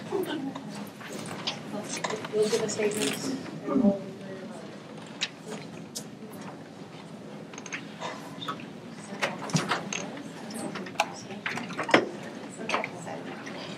Okay. Jill has a option for you, so she'll stay.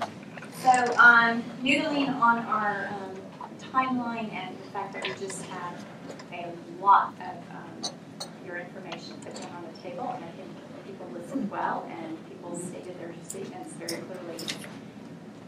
Bill and I are wondering if you're ready to actually move to your next agenda item, and I know there's a couple follow-up statements that you have one. We can keep them very, very, very brief and move to the next agenda item and really take what we just heard and what you put forth and tune up the scenarios. Understanding that I definitely heard a couple of you who were specifically not pleased with the scenarios, but I heard a lot about the paper. Are we going to start at 8:30 now? Right. We like to, that's one way to thank you. And so, yeah. So how many people have, like, just a couple things to say after wrapping up our 5 topics? It's a question. All right, Mr. Brickell, ask a question. So this is a clarifying question. I've heard and processed everyone's information. There's only one thing I heard that I wanted to ask, kind of a question to Bill and Jill and others. We heard Mike Brown say, and the words were, the city does not have the right or the power to plan a park on private property. I know because we developed 9 acres in Foster City recently where the city conditioned us to dedicate land, not purchase, dedicate land and build a park on private property as a part of our rights to go forward. And I just wanted to make the commission aware if that's indeed right, whether that is what rights the city has and what this commission should consider as it relates to private versus public rights. Sure. There's two really distinctions I think that you're making, Jeff. The first is that the city goes in and as part of the plan says this is parkland and it's private property. I've just downzoned your property from office or whatever it is to some other use, and I've just bought it in the short end of it. But if you're doing a development project and you come in and you want something from the city, then I have the right as part of, as long as it's consistent with the zoning, as long as it's consistent with the city rules, consistent with general land use, I can say part of your project is required to build this, especially residential in Redwood City. For example, we require parkland dedication as part of a residential development. If there's not land on the property for them to build adequate park consistent with the city's requirements, they pay an in lieu fee. It's the city's responsibility then to go develop the park elsewise. So it's the way it's not a taking is if you ask for something, but if I go in front of you, take your property, then it is a taking. Does that make sense? Thank you. You have a question on his question? Okay. Does the mixed-use waterfront neighborhood general plan designation allow for parks? It would allow for parks in the sense that if someone were to come in and propose development to that, part of the requirement is to provide the park. So if they either can do it on-site as part of that, if there's land to do that, or again, they would pay a lieu fee to allow us to move on outside of that. Or the city could pay for parkland because it's an allowed use under that general plan designation. They would have to pay though. Yeah, if the city can buy property, you know, and that's a fair market value for the property. Right. So it's an allowed use. It's an allowed use. Yeah, Gail, to your point, it's an allowed use. Purpose of the specific plan, in the broad sense, is we're going to come out of this plan and zone specifically what's in there, so that it's a general plan today for mixed-use waterfront, 40 units per acre.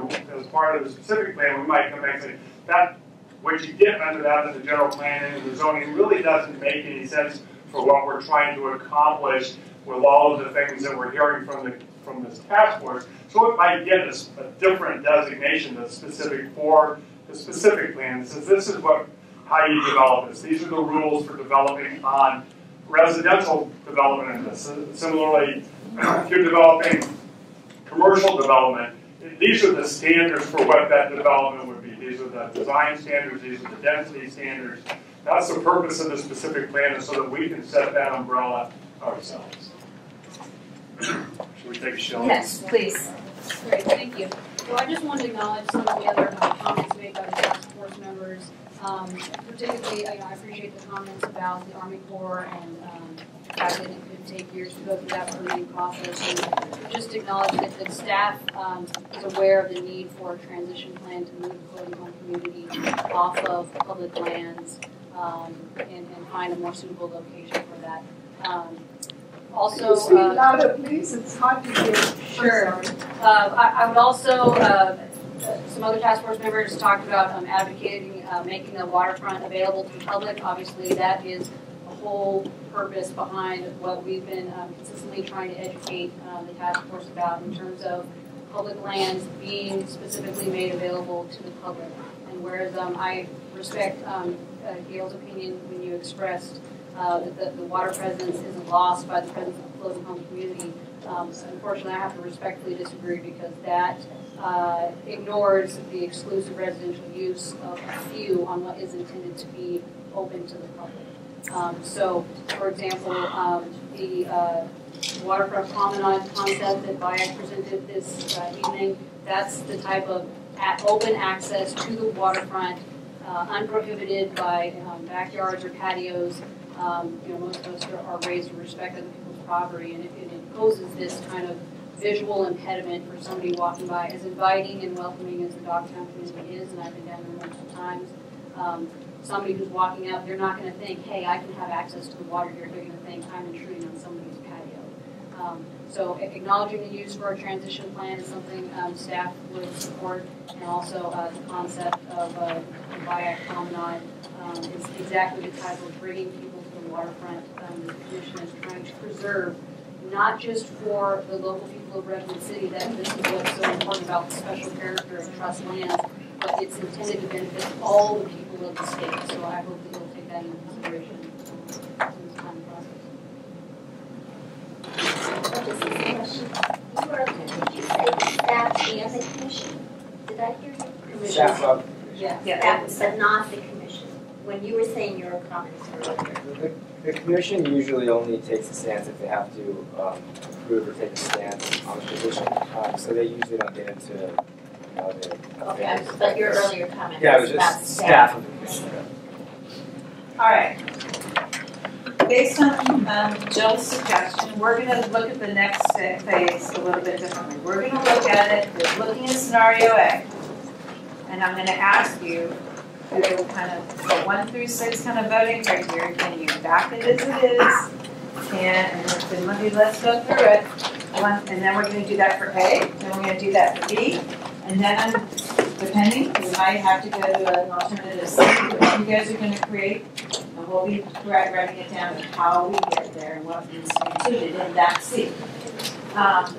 And because I think I heard through the night, a number of people said, I like this of A and this of B and this of whatever. So we might have to work through how melding all that together. Okay? So, yes, sir. So which iteration of A and B are we talking about? The one from 2 weeks ago, or The ones that are in your plans now, that was also in your plans now, they're the same ones? They haven't changed. Okay. Can I get up to look at the board? Yes, you may. They're in your. They are in the May 8th, April 8th report, your memorandum, and I'm sorry. Okay. So let's look over the 6 decision-making processes statements, and so we kind of. I'm going to. Yes, sir. Can I make another comment? Yes. So, the revised number. So. This legend still shows this open space. We can, when we get to that, you can say scenario. When I say scenario. No, but I just want to say, I don't think you were here at the last meeting. Right. At the last meeting, we you talked. added on the parks. Correct. Is that correct? I'm sorry, I don't mean to cut you off. I'm just trying to keep everything. No, I mean, if we're going to give everybody enough time to express themselves, I appreciate it. So all I wanted to say is, last week we talked about an omission that essentially active space recreation was written out of the plan. And at that time, these scenarios A's and B's were presented, and there's still no, I want to note there's still no active space recreation. However, your comments that you gave me today clearly say active space, so when we talk about that, we can say, and we want to add active. They were written, they were not only here, but they were also kind of highlighted in yellow as well, because they were recorded as well. So when we talk about the A and B, we'll talk about, you can say, when we talk about this, you can say, I like A except for the fact I want to add recreation. Okay? Is that good? I know this is a little rough, but hopefully it'll work quickly and well. Okay, the first answer, number one, is that it's an unqualified yes to the decision. Satisfied that the decision is an expression of the wisdom of the group.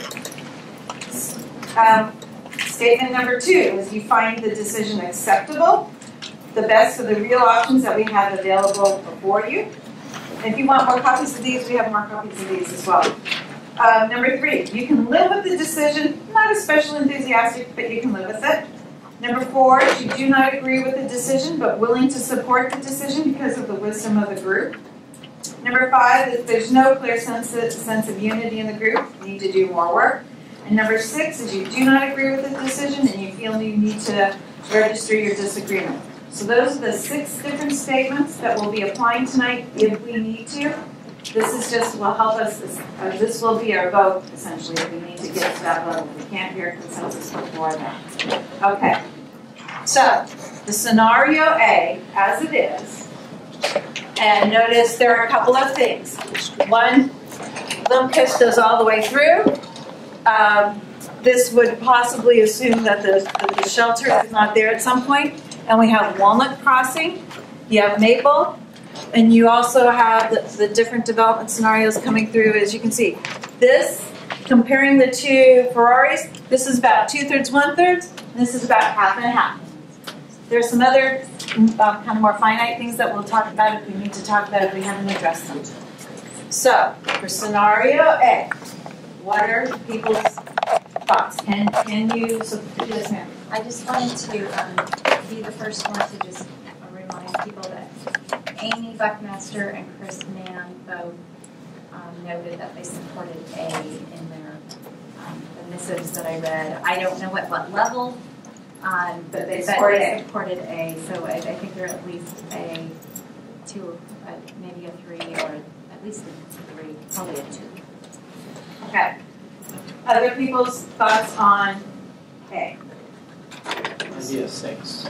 You'll be a 6. Right. I mean, but it's not unsavable. But the problems with A I expressed is that by crossing, frankly, it's the road you draw on A. You've got a road going down to the existing Maple, which is torn up right now because of the existing Maple. I'm sorry, they renamed it, so Maple's like a U. Right. Maple goes, right. Yeah. It goes like that, right. Used to have better. Anyway, so by having that road down to the point, and by having the other road down to the Bayak, I guess you'd call it, and having you basically used up a lot of the land. So, secondly, by assuming we're going to cross Highway 101 twice, we've created a bisection of the developable land north of the police station, which is a loss of utility. It's an inefficiency. And third, the land that is preserved in the climate zone on A is like half of the 8 acres.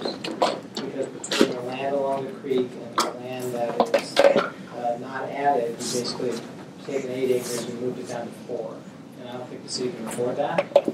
But again, there's room within A, modifying it with things that are in B that I think I heard to be a consensus. So I don't expect it to stay at 6, but if it wasn't modified, that'd be there. 6, as it stands now, you're 6. You may be going for scenario C. That's a mystery C at this point. Well, just modifying it is another way to put it. Yes. Yeah, so I guess I will also register as a 6 on A. I think it is, it's more development intensive, it's more auto dependent. So, again, things I think are most important are not adequately dealt with there. So I think, there is a third alternative we could probably come to that would be better direction to the council from my perspective. Any other comments? Mr. Redwell. I'll offer in terms of the black folks. We do not like the Walnut Street crossing idea for similar reasons to what Mike Brown and others suggested. Creating more roadway, more overpass, more fragmenting of the parcels.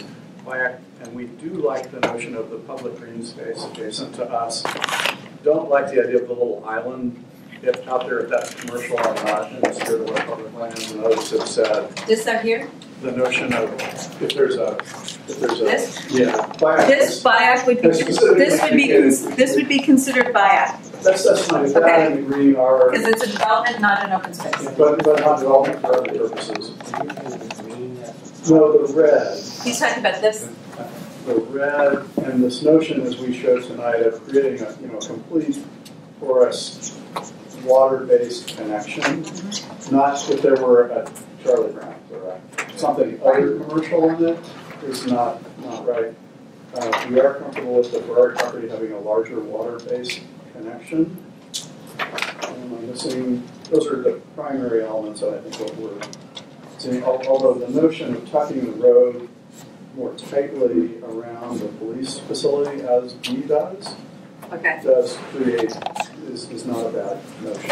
Okay. Any other comments about it, sir?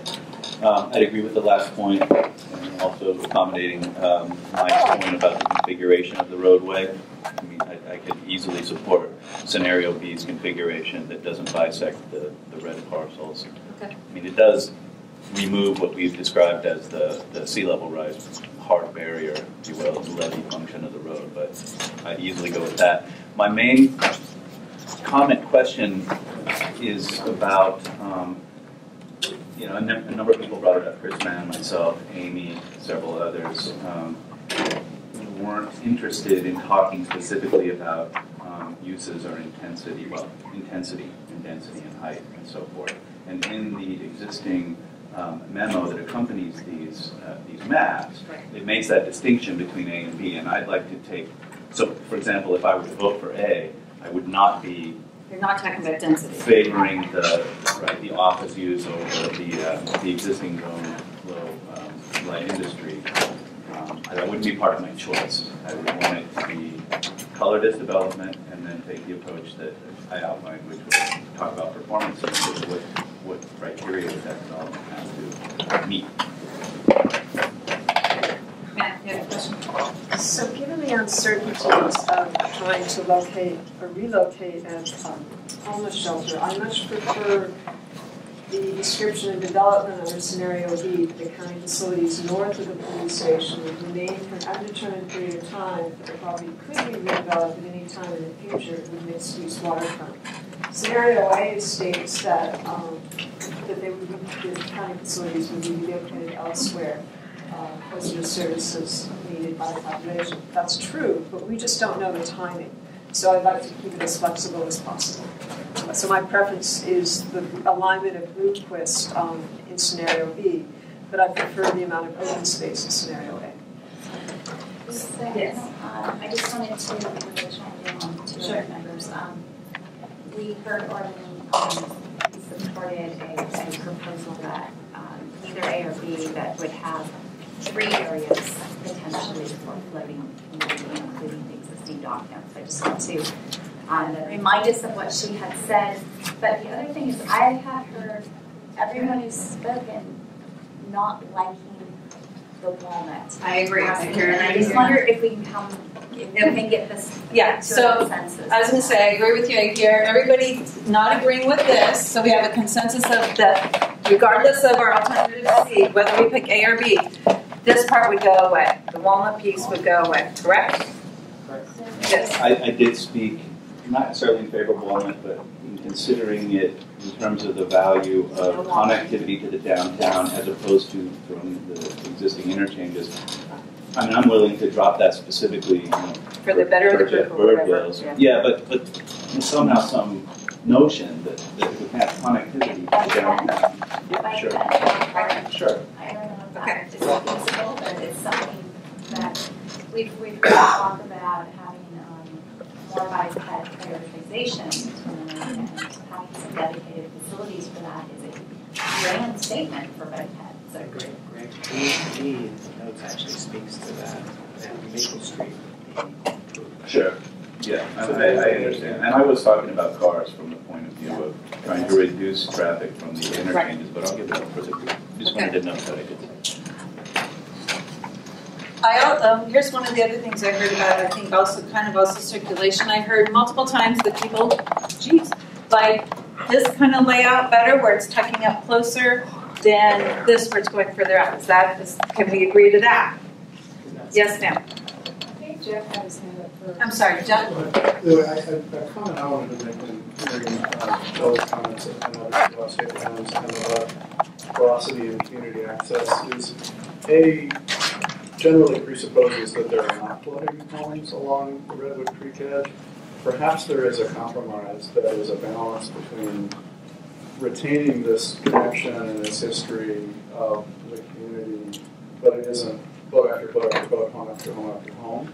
But as Jill, you kind of keyed off it with what Orlean said, is there can be pockets, there can be distribution, there can be a thoughtful porosity between the public connection and some private portions of that. So just a notion that could be a variation on it. Okay, that might okay. I think we're going to probably have a whole discussion on the floating homes, like to compare the two, and then we'll add in that comment at that point. Yes. What was my thought? I raised the issue about the sea level rise protection being Blomquist, and should the residential be on the protected side of the street? And I don't know if anyone else had that question or thought. I mean, I also like scenario B, the way Blomquist gets right over to 101 quickly and leaves a nice space without roads there. But, you know, I don't know if anyone else has that concern. Well, you would swing Blomquist out further, and then, as I said, the small remaining piece, which is probably 2 acres at the tip, the waterfront side, could possibly be looked at as park, you know, purchase within lieu of fees or whatever. So you're still saying retain this? Yeah, actually swing it out further so that not like a straight line and then a hard left. So that becomes the sea level rise protection for the and then development would occur back behind it. Right. You know, I don't know, but I don't mean to have everyone talk. I will just comment on what she said.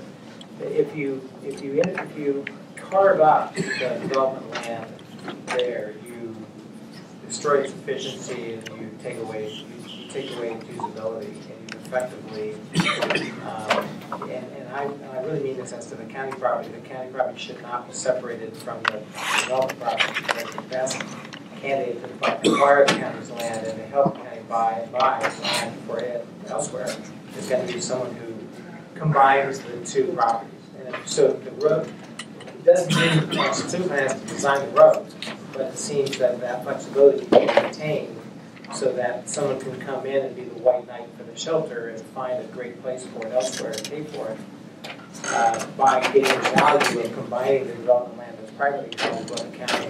And I think that should be a dominant factor in affecting the road's location. I totally agree with you, Mike. Scenario B is the best in terms of planning for that kind of a community. I guess my question is that, you know, what do we tell the public about how the residential is going to be accommodating sea level rise? Well, isn't there a stepped up graduation from the shoreline up to where the homes are going to be? Is that the elevation change? You haven't kind of one, and two, I thought that you talked about. I'm hearing different things about residential. Some people have told us they're not going to talk about use, and other people are talking about there's residential. I'm hearing two different things about density and intensity of use at this point. I'm not hearing one voice. Okay, well, you were asking about where Blomquist. Right, I'm asking about where Blomquist is at. Your question, you're saying. What protects the residential and If we have residential, what would protect it?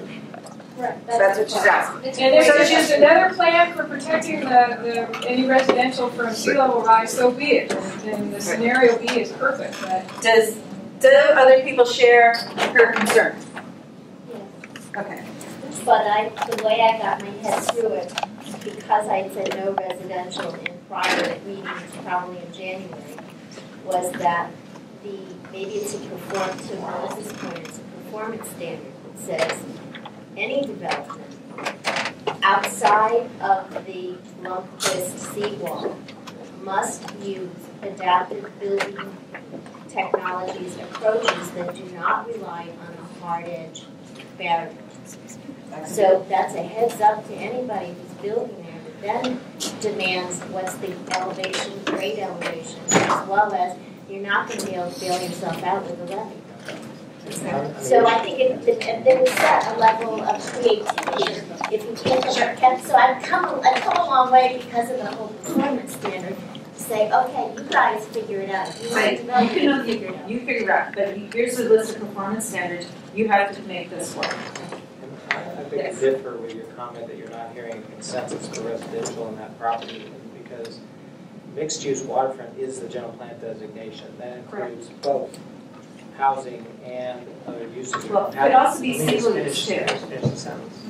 And I'm hearing residential and mixed use, to me, mean the same thing. It's the mixed use, it's up to the general plan designation.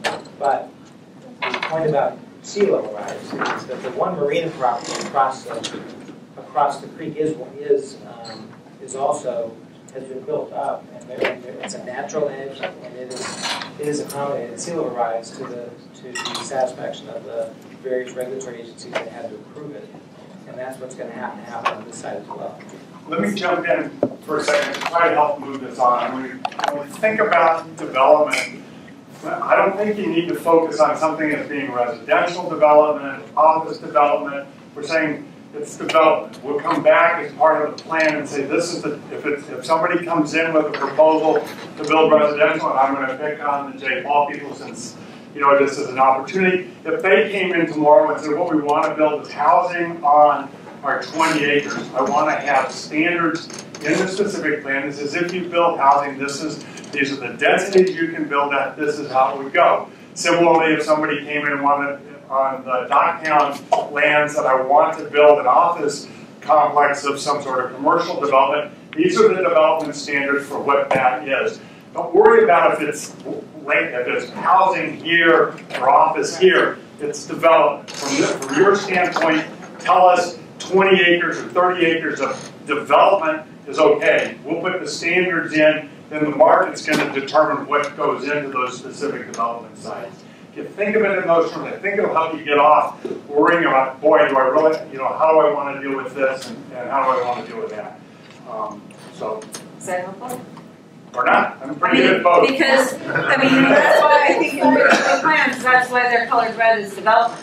So that that the market can play. It's not your job to decide housing goes here or office goes there or something else goes someplace else.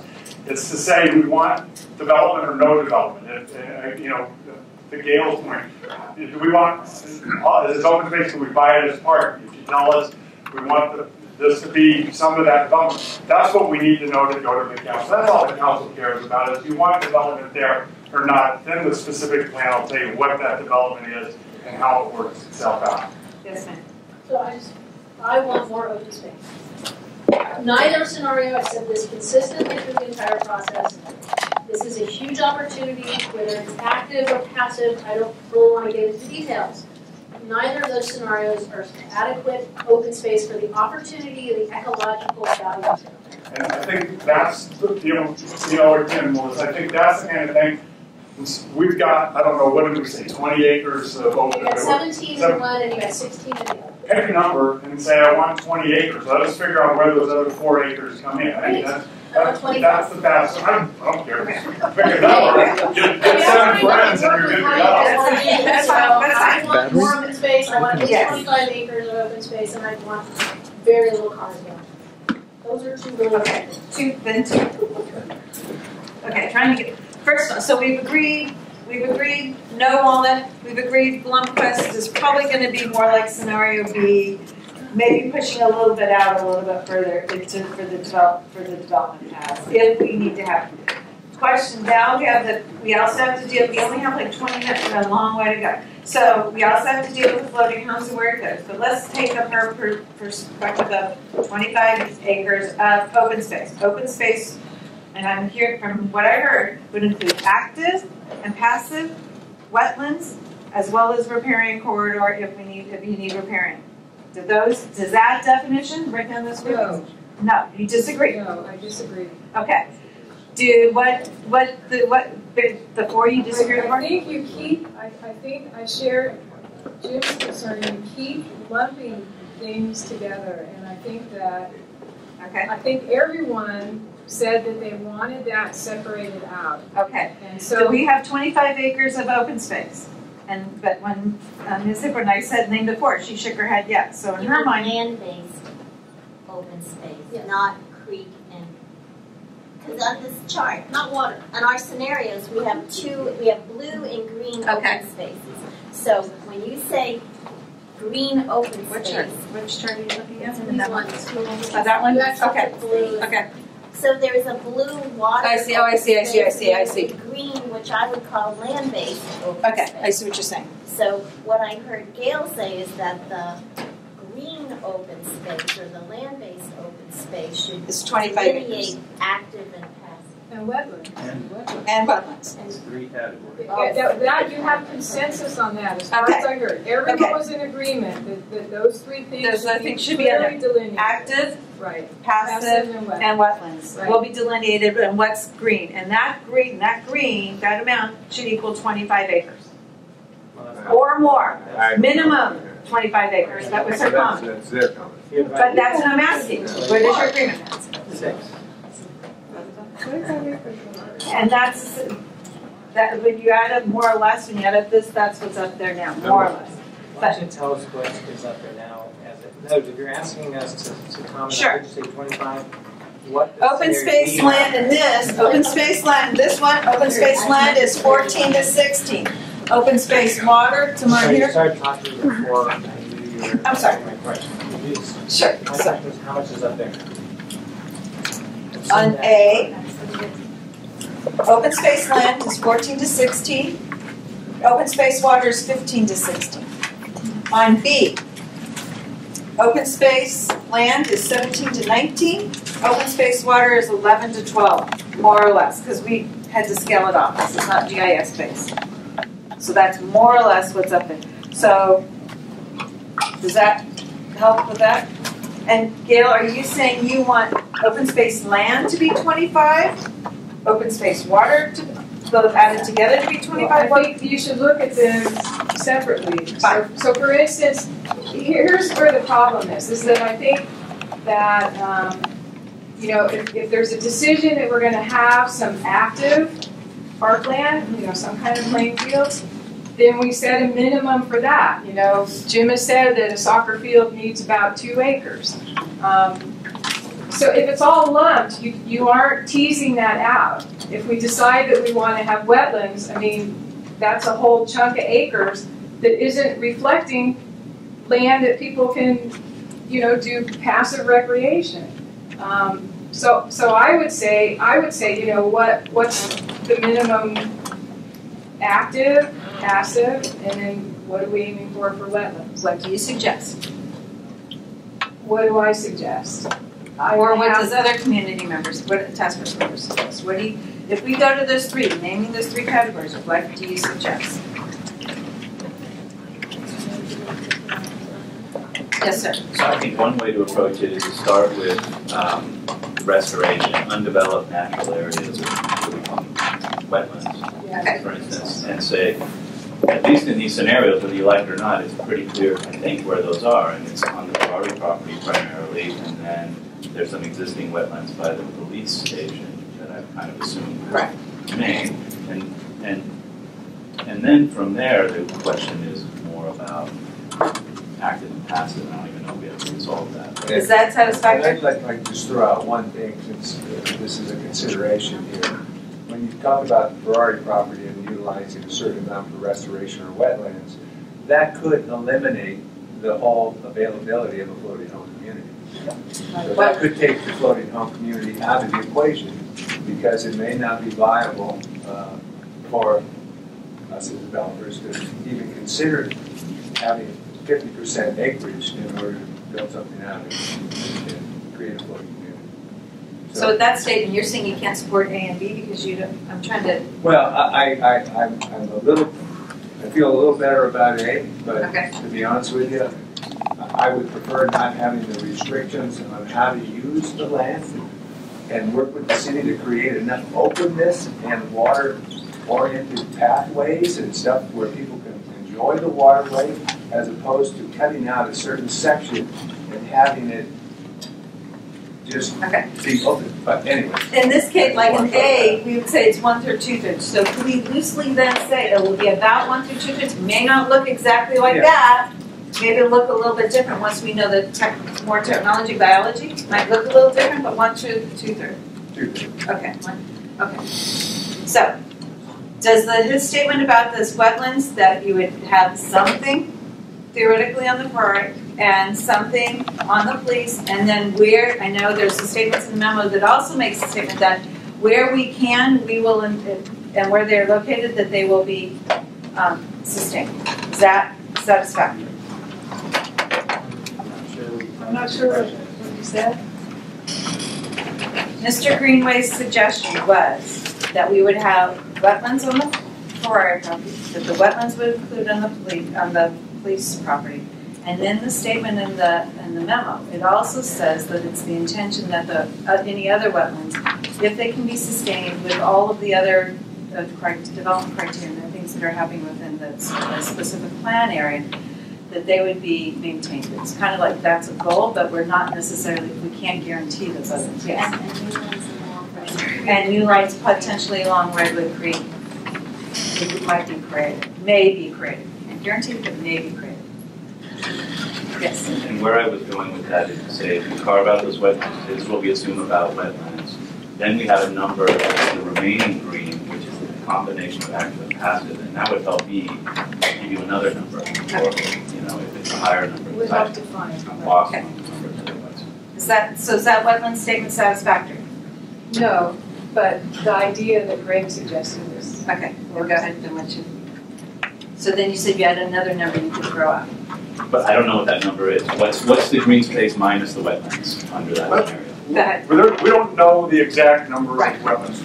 If for the purposes of moving forward, does it suffice to say that the open space must include at least the equivalent acreage of existing wetlands to allow, maybe where they are, Gail, I don't know, but at least the equivalent acreage today, and that the remainder could be both passive and active, and again, passive can include additional wetlands, and again, the anticipation on both A and B is if as Doc can, again, not prejudging, but again, it can open up wetlands and riparian corridor along the creek and some of these other areas and reclaim them. That's new wetland area in the places that it's appropriate to have it, not plugged in the middle of other development sites. Well, with all due respect, not all wetlands are created equal and have the same habitat function value. And so the wetlands on the Ferrari property are not the same as a small pickleweed fringe along the creek. So that doesn't satisfy my concerns. So well, I think I made it clear that what I would like to see is that the existing wetlands are retained. And if we could, if that can be at least the starting point, that we can say, within this broad category of open space, all of these identifiable uses are there: wetlands, passive use, active use, and no less than the existing wetlands remain. And so I think that gets at least it gives you a starting point to move it forward. Because we can't, I don't think there's a possible way for this task force to say, this is where this is the amount of wetlands you're going to need to mitigate loss of wetlands. This is the amount of wetlands that exist and where they all precisely should be. That's detail that the plan is going to sort out with the EIR as we go forward. You're not going to be able to draw those lines on this scale. I was going to say, I'm going to call Ms. Wong, but then after that, we're going to call the question and see where we are 1 through 6. Yeah, I was just going to offer a suggestion, which is just one level even higher of what Bill was saying.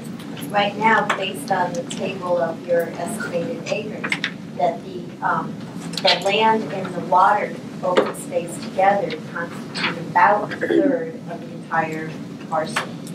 And that you might say it must, that our planning area must not go below 1/3, maybe you want it higher, 1/3 of our land, of our planning area, and that wherever possible we preserve the habitat or invest in preserving that ratio.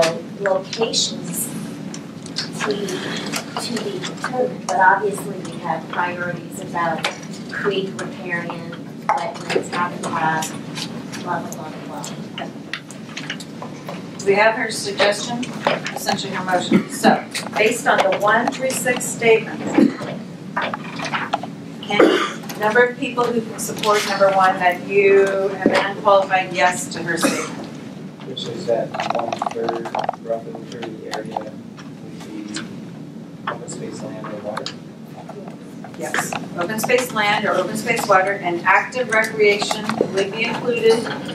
And I would say from a planning perspective, we would include fields, soccer, the size of active, so that you can have fields. Okay. Open space land includes soccer fields. Open space land includes soccer fields. So the overarching statement is at least 1/3. At least 1/3. And that we want active and passive recreation and investments in that designation. Correct. Just to, hopefully it's a friendly amendment. But we don't really know how many acres are down there. I was looking at the chart. It says about 90 acres to 100 acres.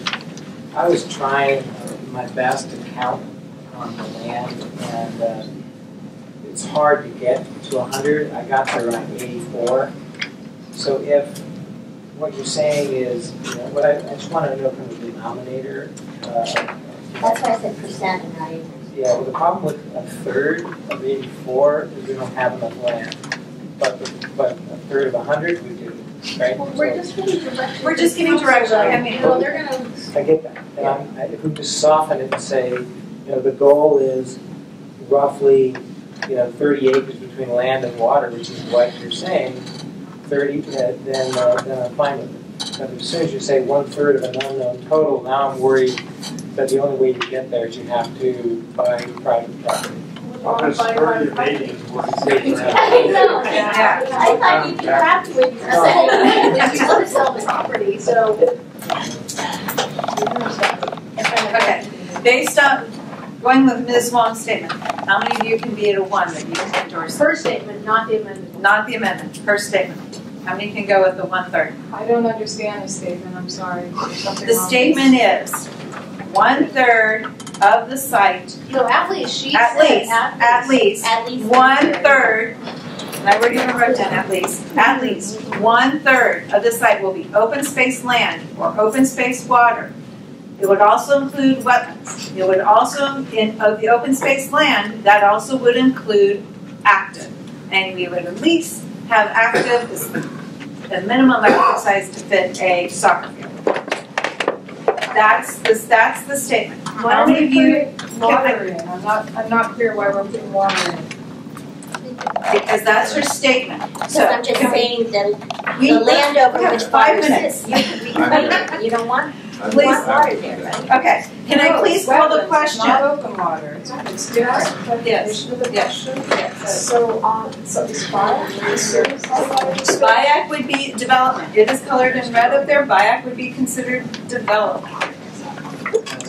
That just reverses what we've been talking about. The counting in the chart includes the BIAC land as land and water. I think it's the same. Okay, look. I thought that was, because I was looking at color. Well, the docks, anything that's covering the water, we're not counting as open space water. But it's in the water. Okay, so this floating community and this development here, which is water back, are both being counted as development because they're not open waters. Now the uplands for something like water-oriented rec, which could include a boathouse or some other support facilities, can be shown in green, just like having a playfield could be compatible with that, or the wetlands, or the passive space. It makes it including some accessory ancillary structures. So my use of land is not included, is counted as open space. That's both. On the uplands, both. On the uplands, and on the water. Okay. Back to the question again. How many people can support at a level 1? One person. 30%. 30. At least 30%. At least the third. 33%. So we have 1, 2, 3, 4. Okay, 1, 2, 3, 4. Okay, everybody. Now put your hands up. Ready? How many people can support it at least at a level 1? 1, 2, 3. How many can support it at a level 2? 1, 2, 3, 4. That's 7, 8. How many people do that? We have 15-member task force and we're missing a few. Okay. So how many can do level 3? Which is, you can live with it. How many people can we do with level 4? Do not agree but willing to support. How many can do level 5?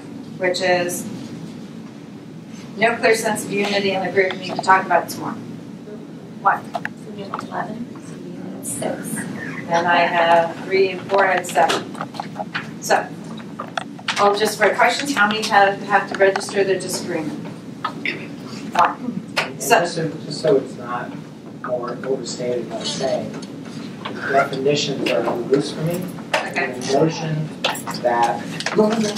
notion that between, say, a third of the Ferrari property and the water that's shown, and something like what's in B, which is added up, that adds up to something like 30 acres, right? So you look at the 31. That's okay. But as soon as you go to 1/3 of what I don't understand, the denominator is. It's a recommendation. The concern is it just continues.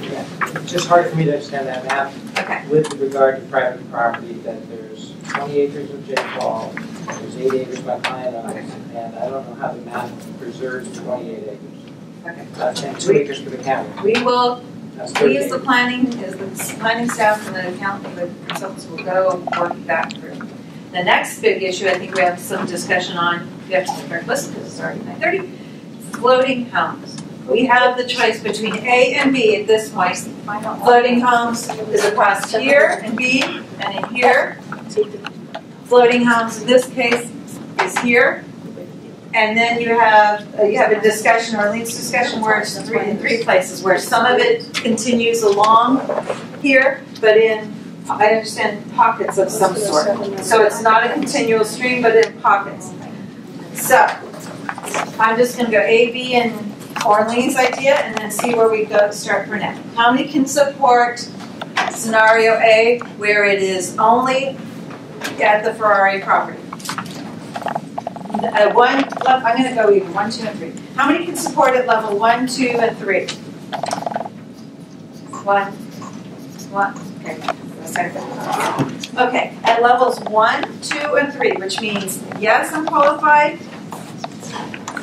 Decision's acceptable. We can live with the decision. So that's levels 1, 2, and 3. How many here can live with scenario A, which is only on the Ferrari? Basically, can you support it? And do we get to vote on C as well? Yeah. Yes. Okay. Yes. And you can vote on. Right. You can vote on C. So how many can support alternative A? 1, 2, and 3. 1, 2, and 3. What does it mean? No floating homes? It means no, Only on the Ferrari. only on the Ferrari property. So now this scenario has only on the Ferrari Or a property. larger portion of the Ferrari property. A larger portion of the Ferrari property, not, may I see the hands for 1, 2, and 3? 1, 2, 3, 4, 5, 6, 7, 8, 9. How many levels 1, 2, or 3 for B, which is Ferrari plus Steinberger slip? That's good. How, Actually asked the question. the question is, how many people can support scenario B's floating home scenario, which is on the Ferrari property as well as on the portion of Steinberger slough? Okay, and that's not C, when we asked that, was that the one? Well, C's coming up. How many of you can support that alternative at a 1, 2, level 1, 2, or 3? Please raise your hands. Yes, click. Oh, Ms. Wong, yeah. Raise your hand, that's fine. 1, 2, or 3. Yeah, 1, 2, or 3. So it's a yes, acceptable, or live with the decision. 1, 2, or 3. Okay. How many? I would assume that all the rest of you are either 4 or 5 or 6. Is that correct? So we'll move that off the table because that would. Now let's talk about alternative C. And alternative C would be, what was she proposing? I think it's more important to just ask the question of creek. Because we've already asked the question of the Ferrari property. We're good with that. You said yes. We asked the question about the slough. The answer is no. The answer was no. Let's just ask about the creek. Everything else has been asked. Wait, you just said that it was yes for putting the floating homes on the Ferrari property? Yes. That was the decision of the first vote. When scenario I raised my hand to get clarification on what the outcome of that vote was. Oh, I'm sorry. 9. I don't know what that vote was. 9 people said scenario A, which says that the floating homes are on the Ferrari property alone. 9 people said that they could support that. They could support it unqualified yes. They could support it with it's acceptable, or they can support it at the I can live with it scenario, the situation. So you have 9 people who said on the Ferrari property, okay. And we had no one supporting B, which is Ferrari plus the slough. So I would think the difference has to be the slough is the issue. Okay? So now Arlene had suggested some sort of other combination, but really the difference between A and B and what Arlene was suggesting was the creek and floating homes in pockets on the creek. So we're specifically asking, what is the task force thoughts about having floating homes on the creek? On pockets on the creek or on?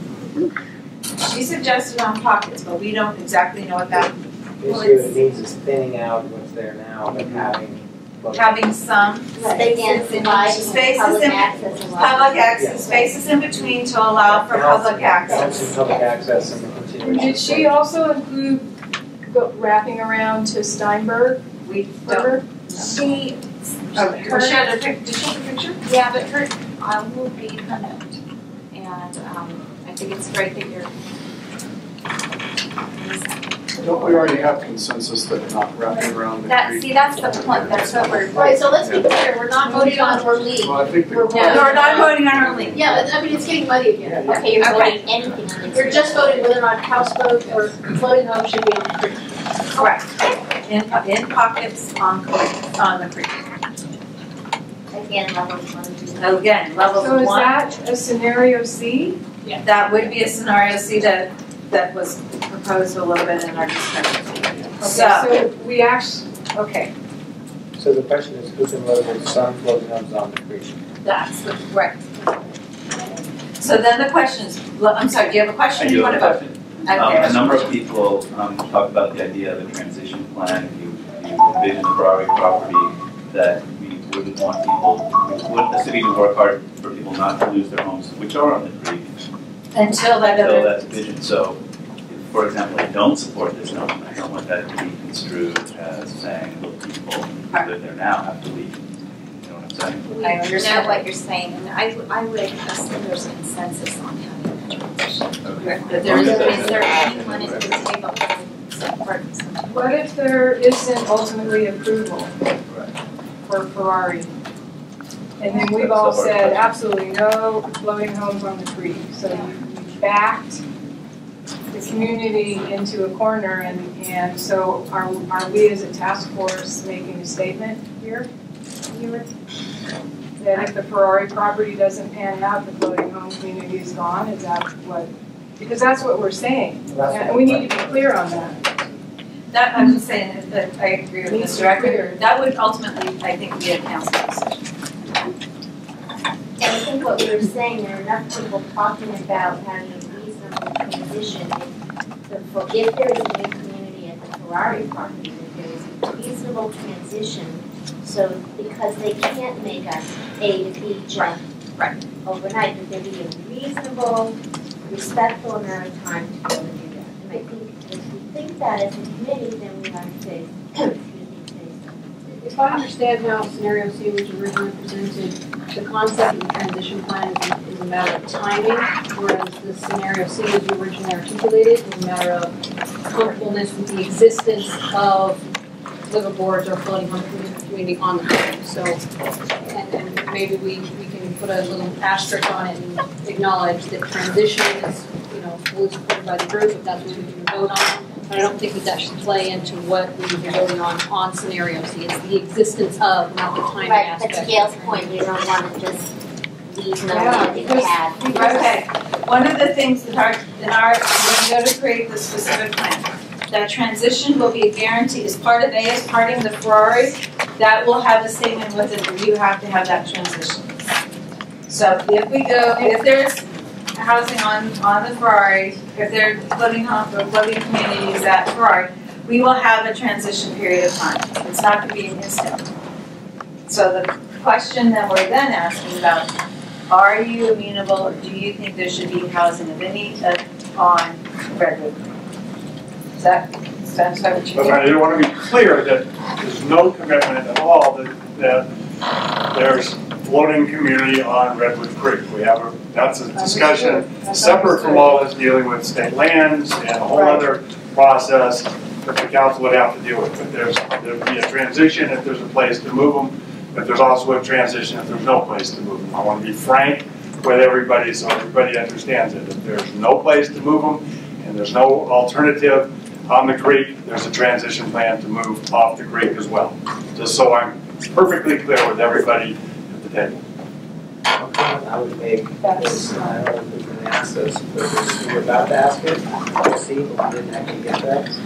So I was going to raise my hand to say that I would live with floating homes within the creek, subject to all of the steps that need to be taken for that to be accomplished. In other words, I would tell the city council that we would like to retain their flexibility for the planning of the floating home.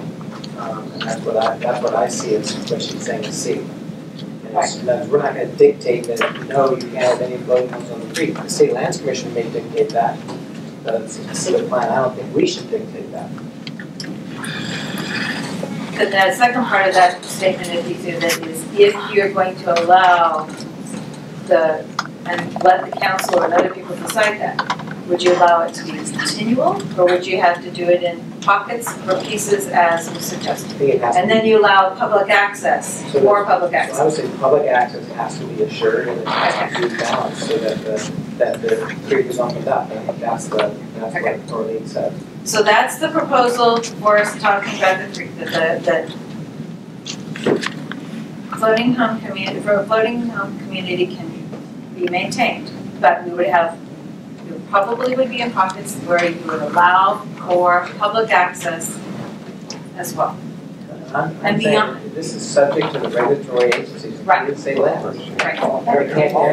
Everybody who lives at Docktown would agree that they can't live there if the State Lands Commission comes in and says go, and the Superior Court supports them. But the point is, I think here we're planning an area of the city, and we're saying we are supportive of the continuation of floating communities. And we think Ferrari should be approved, and we also think that Redwood Creek is a potential spot as long as it accommodates all these other things, including public access and the active recreation on those. That's what I think. Yes. So I would interpret that to say that if we voted for C, for instance, or floating homes on the creek, we would be saying, we would be giving council the flexibility to decide where it goes and not, in effect, ordering them. Yes. So locate homes there because there's other countervailing. And I would just respectfully caveat that with what the Lands Commission in particular has already shared with the group in terms of trust consistency. And I thank you for your non-act and taking the vote. Okay. Calling the question. One question. You may have to do that. Yes, religious question. I think we need to think this through because the council has publicly stated in response to questions about Dogtown that they are waiting to make a decision on what avenue to pursue when they get the recommendation from the task force.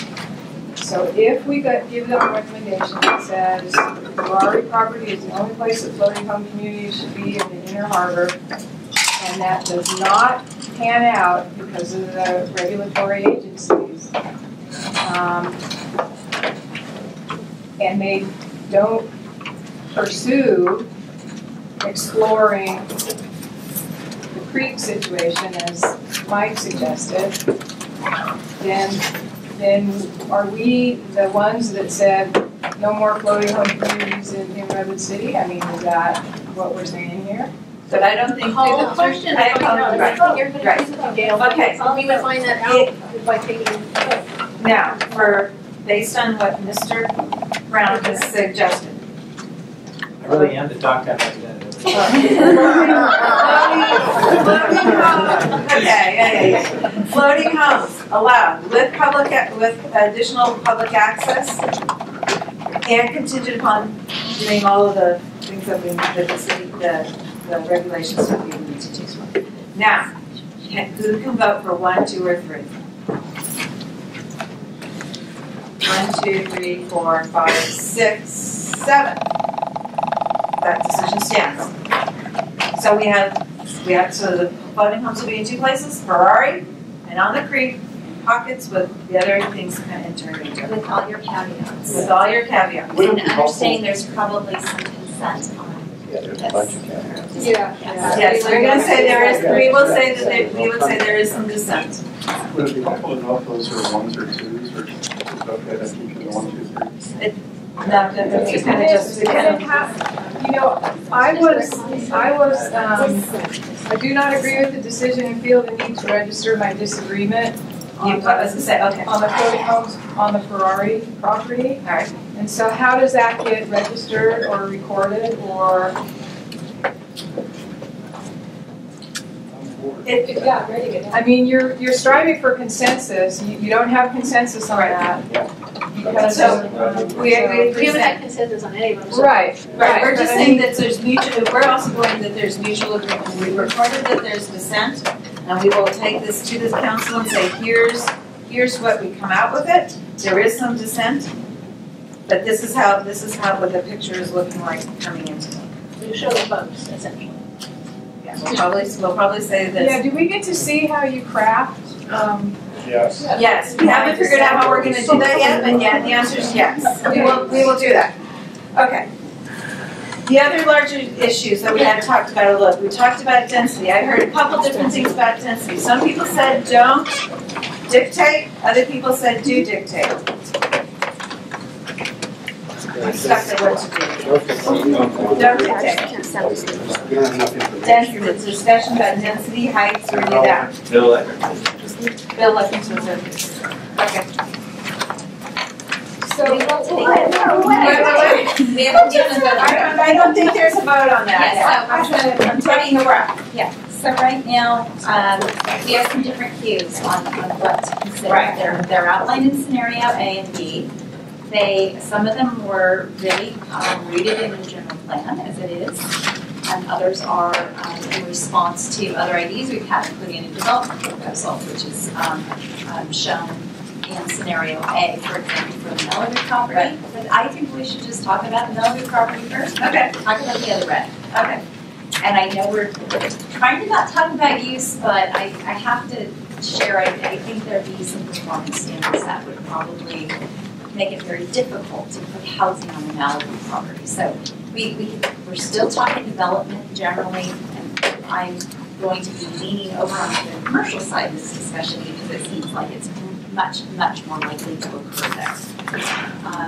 So Okay, good. And the Malibu, okay, A, if I remember correctly, A is commercial designation, commercial and office. B is light which I think reflects the general plan, which is light industrial tech. So that's the for the listed property. That's the big difference. How many people can support 1, 2, 3? Levels 1, 2, 3. A, which is commercial designation or commercial use of some sort. If you're not going to leave the room, or are you just basically reversing? He's okay. He's okay. We just we win. There's a defense. But he wasn't the only one who made that point. That was one of my.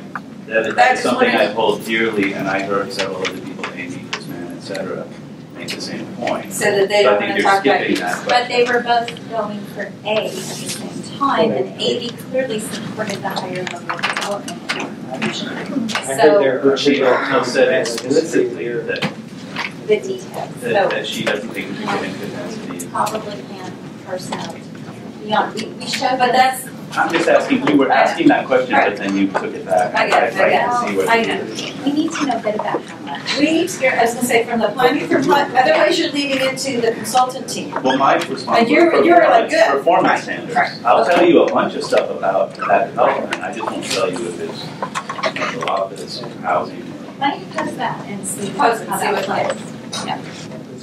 Well, my understanding is that the consultants are going to go away and develop performance standards over a substantial period of time, and eventually we'll see them. I have a strong interest in this group giving recommendations that I think amount to performance standards, and I'd be comfortable on the J. Fall property, for example, my own performance standards, top of mind, our compatibility with adjacent industry, preserves circulation on the Bloomquist, however you want to say that,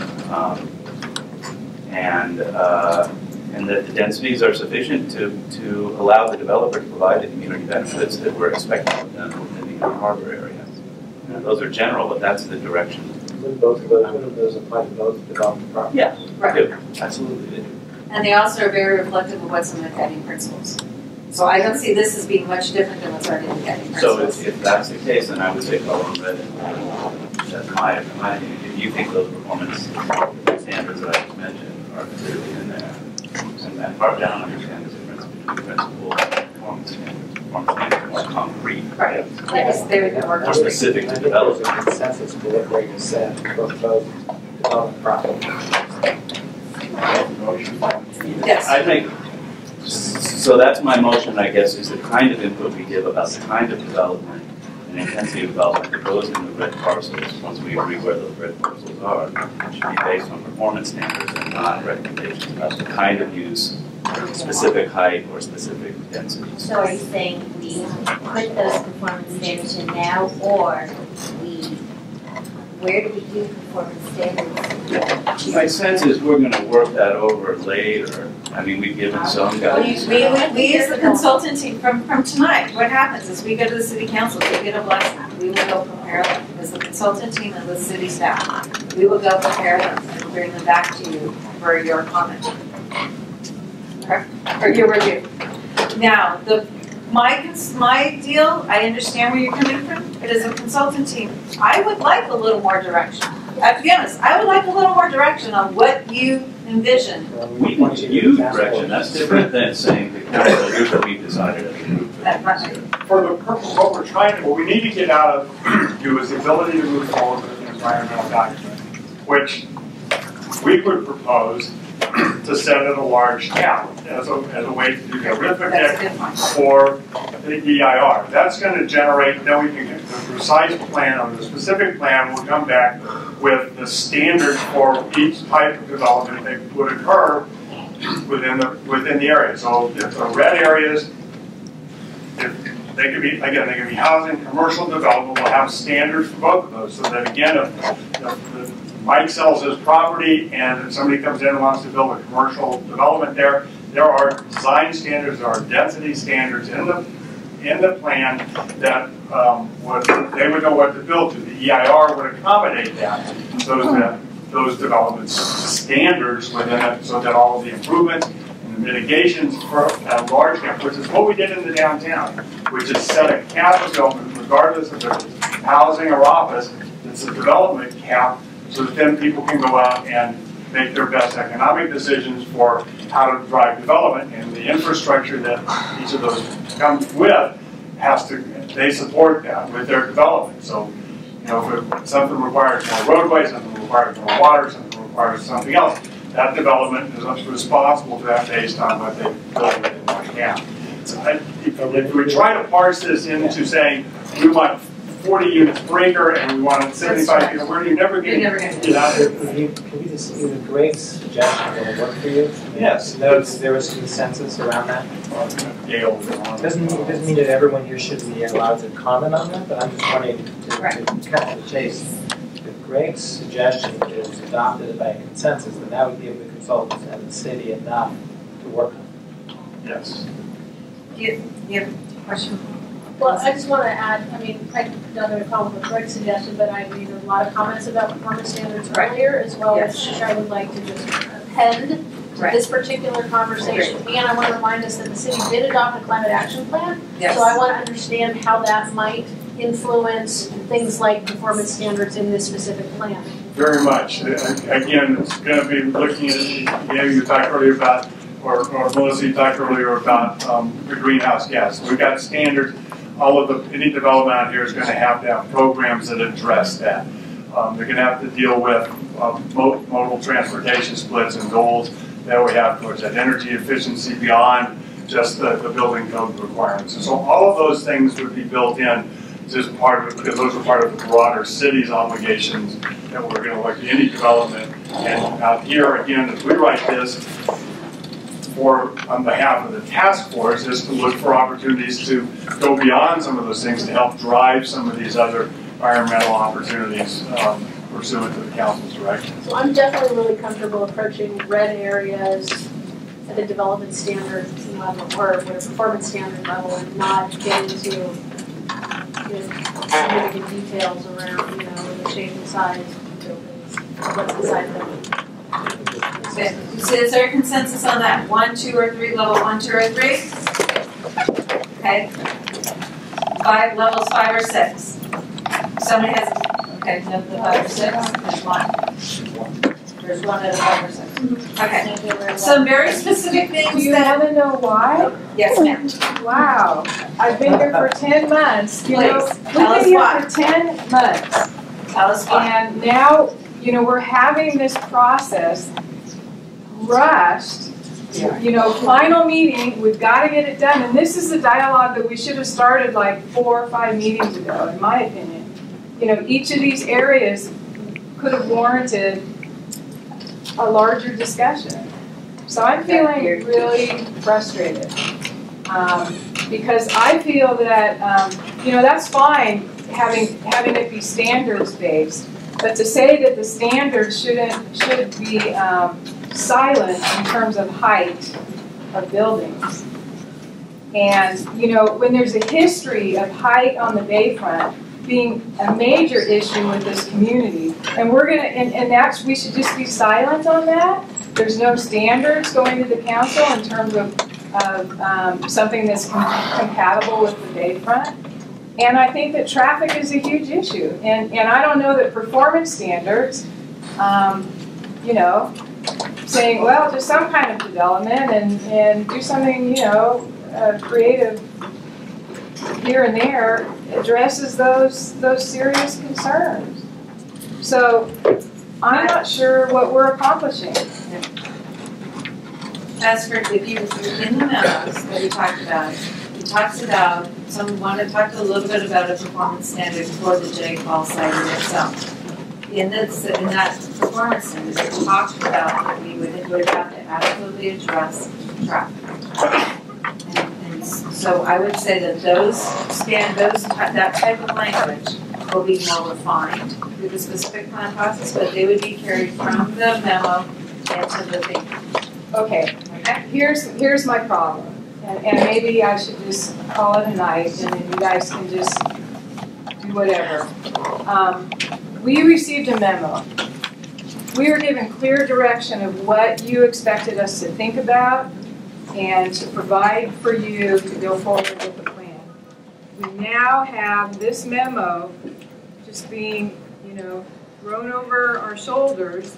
You no longer want to know anything at all about density, anything at all about height. And so I'm unclear why, when we've been told through the process that this is the kind of input that the City Council is looking for, that at the last meeting, a half hour after our end point, what we were given in the memo to look at is no longer relevant. I'm unclear what I understand where you're coming from. But I think what we heard we heard from the proposal at this point is that yes, the memo says we would want to talk about density and heights and things like that. But the proposal on the table at this point that was voted on was that the task force did not want to dictate that information. Okay, so the council, I assume this is what the council's expectation is. No. This is, where did this come from? This came from last meeting. There were 5 topics that came from the group of things that you felt were unresolved issues that had not been adequately discussed in the group format. And we wrote them on the butcher paper, and the 5 topics were noted in the email I sent you on Friday. They were highlighted on the agenda. That was that full hour that we spent with our 3 minutes talking about those things. And development density and intensity was one of the ones that came forward. And so you vetted that around the table tonight. And now we're in this discussion of hopefully leading to consensus here. And the topic came back. What we had heard in the roundtable was that some folks would prefer for the details to be worked out later. And they're comfortable with that. And we've also talked about how CEQA is going to have, as Bill said, we start with a really high cap and explore that, and then we can have other levels of density and intensity that are reviewed through that CEQA document. And there'll be a lot more learning that comes from doing that.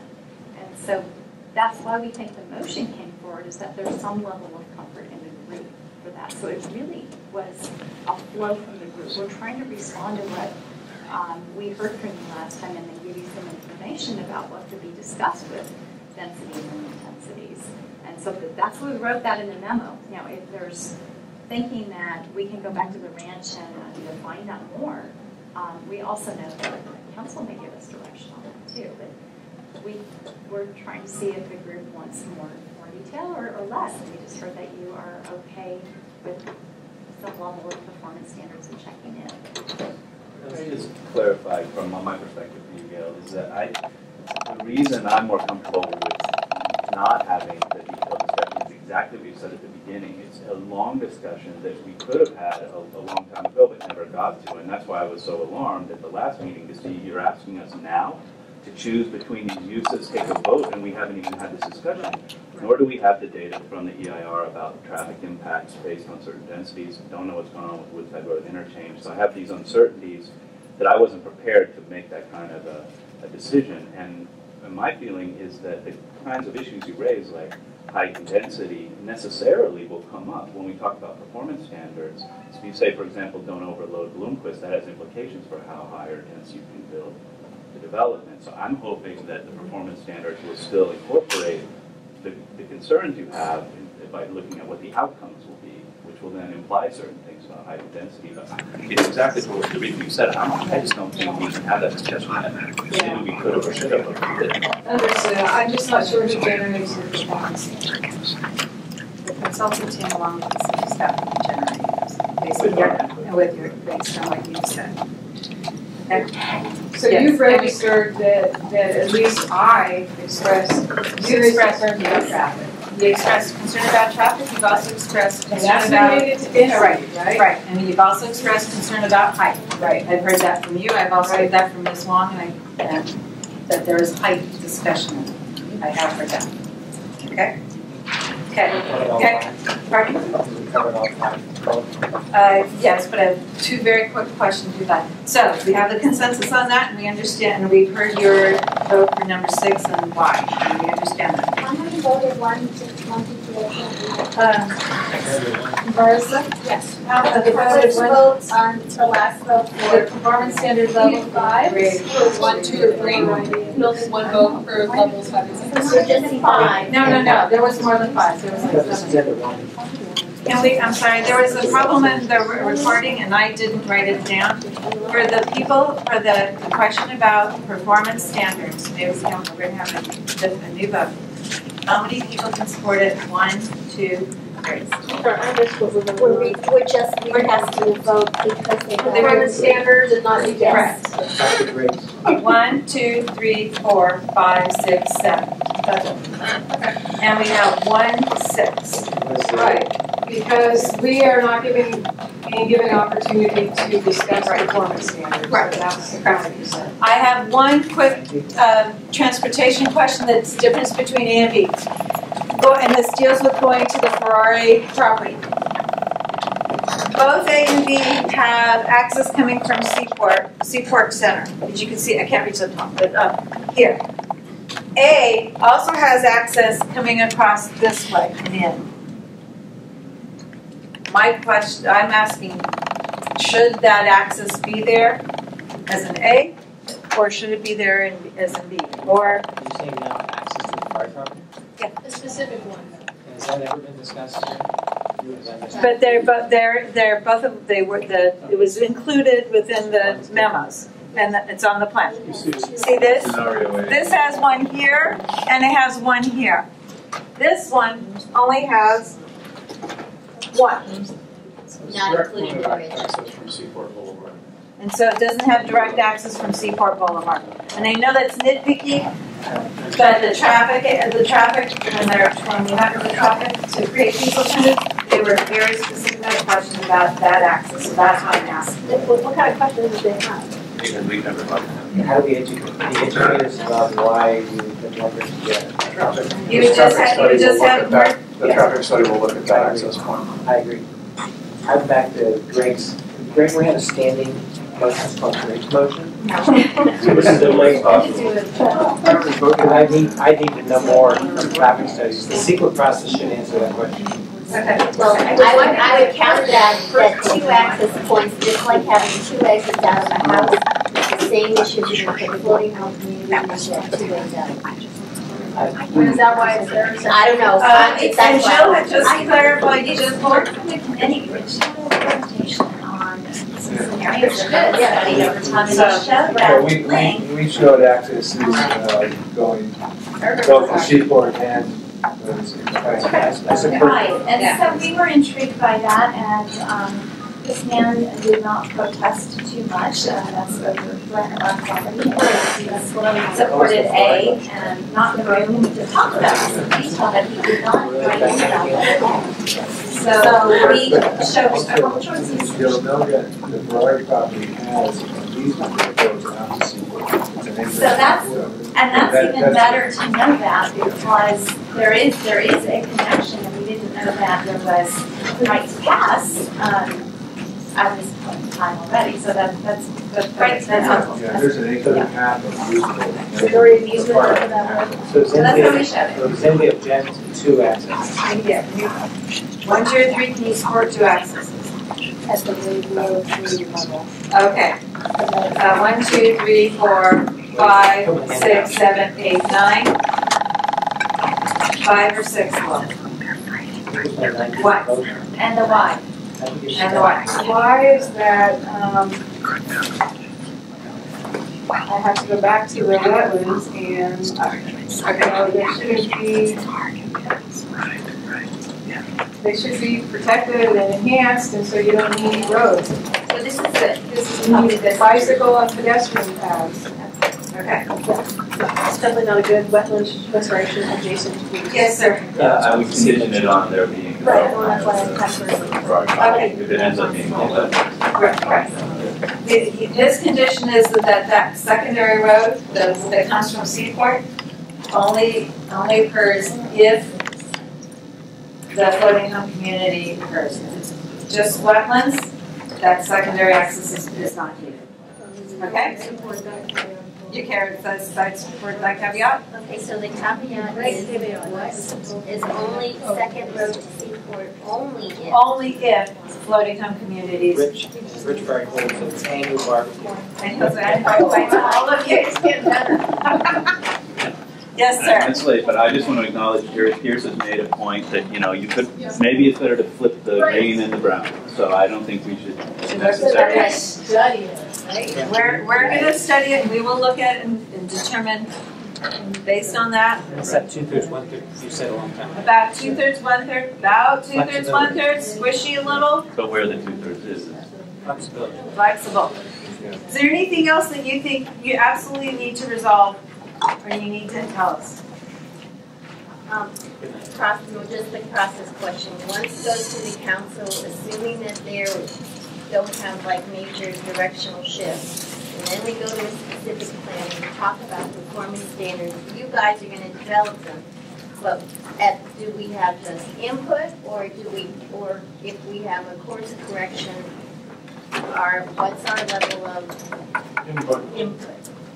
Or how it will be used. So yes, if we say like, no, that's not what we meant. We can have that discussion. So to be super clear, there's various needs to bring up EIR and over again. Will we have an opportunity to weigh in prior to the release of the NOT? And prior to the release of the NOT, or right after the vote. So there's EIR has to be on something very fast relative to doing the actual CEQA process. So my question is, will we have a chance to weigh in prior? Do we get a last hit at the baking process before we've done the performance?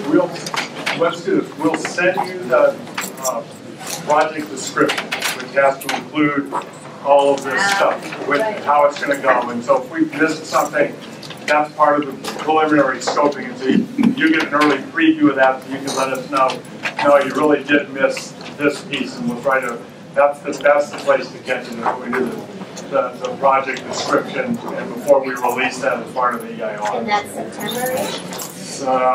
Probably before that with the project description, they better be darn near well writing by September. So the project description will be much earlier. Why would we reconvene ever again then in July? I mean, at least last week it was 7 days reconvened in September, so I'm not saying why. My guess is it would be in September as well. But why would we if you're going to move right into CEQA based on what happens next? Right. In the council's direction? I think that will be determined when we come out of the council meeting, what we need to do for. Okay, but I certainly, just again, doing a lot of CEQA work, really want clarity on that because it makes a difference. It does. It does. We It's agree. absolutely right. Absolutely right. Yes. 1, 2, 3. Would it be appropriate for any of us, or inappropriate for any of us, to make comments on behalf of whoever we represent at that council meeting? Is that problematic from the unity of the task force? No, I don't. I know it's our right, but it's your right. It's a study session with the city council and the planning commission, and so it's a discussion. We'll have a staff report that'll go to them to lay the groundwork, outline the discussions that we've had, outline the disagreements, the issues, the areas of concern. So that's in front of the council. The purpose is a discussion with the city council.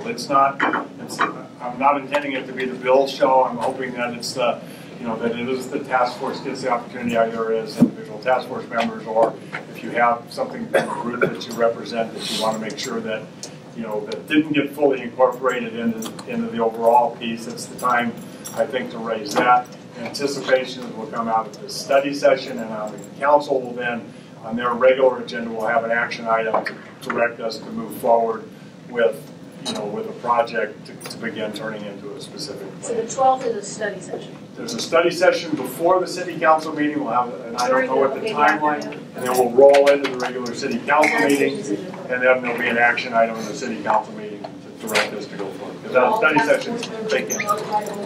Yes, absolutely. We'll make sure everybody's. May 12th is the date. Yeah, but the time for the study session. And we'll make sure that hasn't been set, so we'll make sure you get the agenda, you get plenty of notice to see the staff report that goes up, so everybody. Is that a public hearing? It's not a public hearing, it's a study session, and then again, open session with the council. The council will take what they see in the study session, staff report that goes to them, and they will give us directions on what they want the project to be to go forward for the specific plan. Will there be public comment at the study session? There will be opportunity, there's always opportunity for the public to comment, and again, my anticipation is that as a task force, there is no chair giving us a singular voice of this, so I think it's appropriate for those that want to be able to comment about specifics that we either don't capture in the staff report, or you don't think we went into enough detail or whatever. Also, things you like that we actually have accomplished. What performance standards that we want? I think that's a valid place to make sure that you get those concerns in front of the council as well. Yes, so my understanding is what we agreed upon tonight is a version of Scenario A with some changes in the roadway. But I have a question for Baya, because the area that's identified there as development next to the open space, is that adequate for your current facility, or does that have space for expansion? Because I really like the comment you had about creating waterfronts as open space. Yeah, I don't, as I see it, distinguish between the red and the green edge. I see that entire edge as the plan that Jerry and Pat presented, and I'm at least hearing from Jill and Bill and others that both could sort of a blend of those. That's not going to be a restaurant.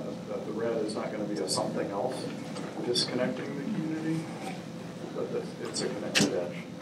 I think the opportunity to do something, again, consistent with state lands, use of the grant property is consistent with some of the things that the BIAC presentation talked about, was how you invite people down. It's got broader public use of the space, which would fit within the open space of the water, which is the whole point of the grant lands, is to really keep it that type of use. So I think they're consistent.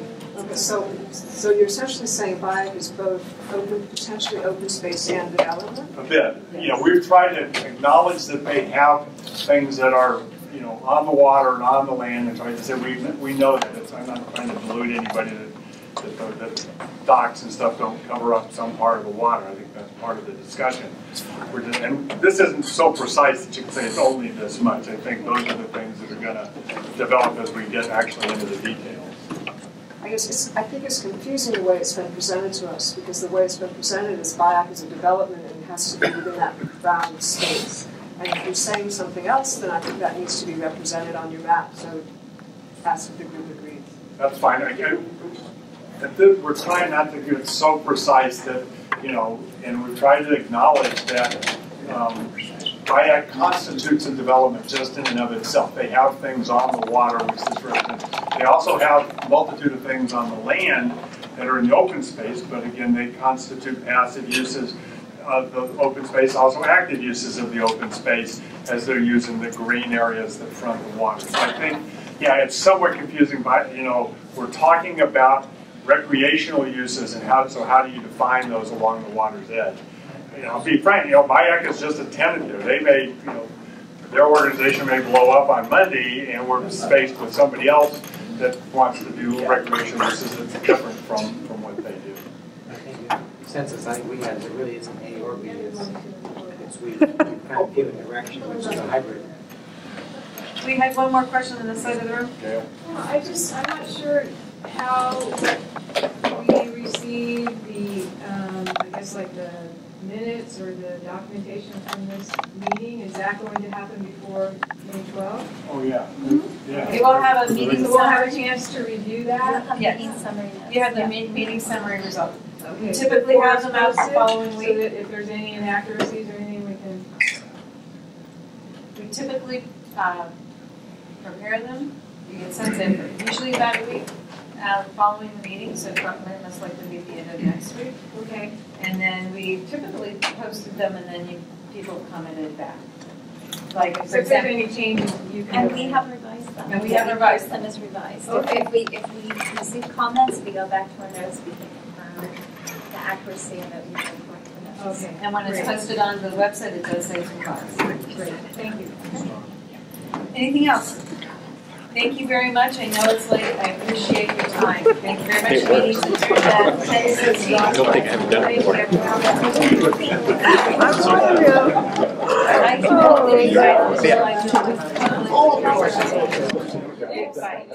think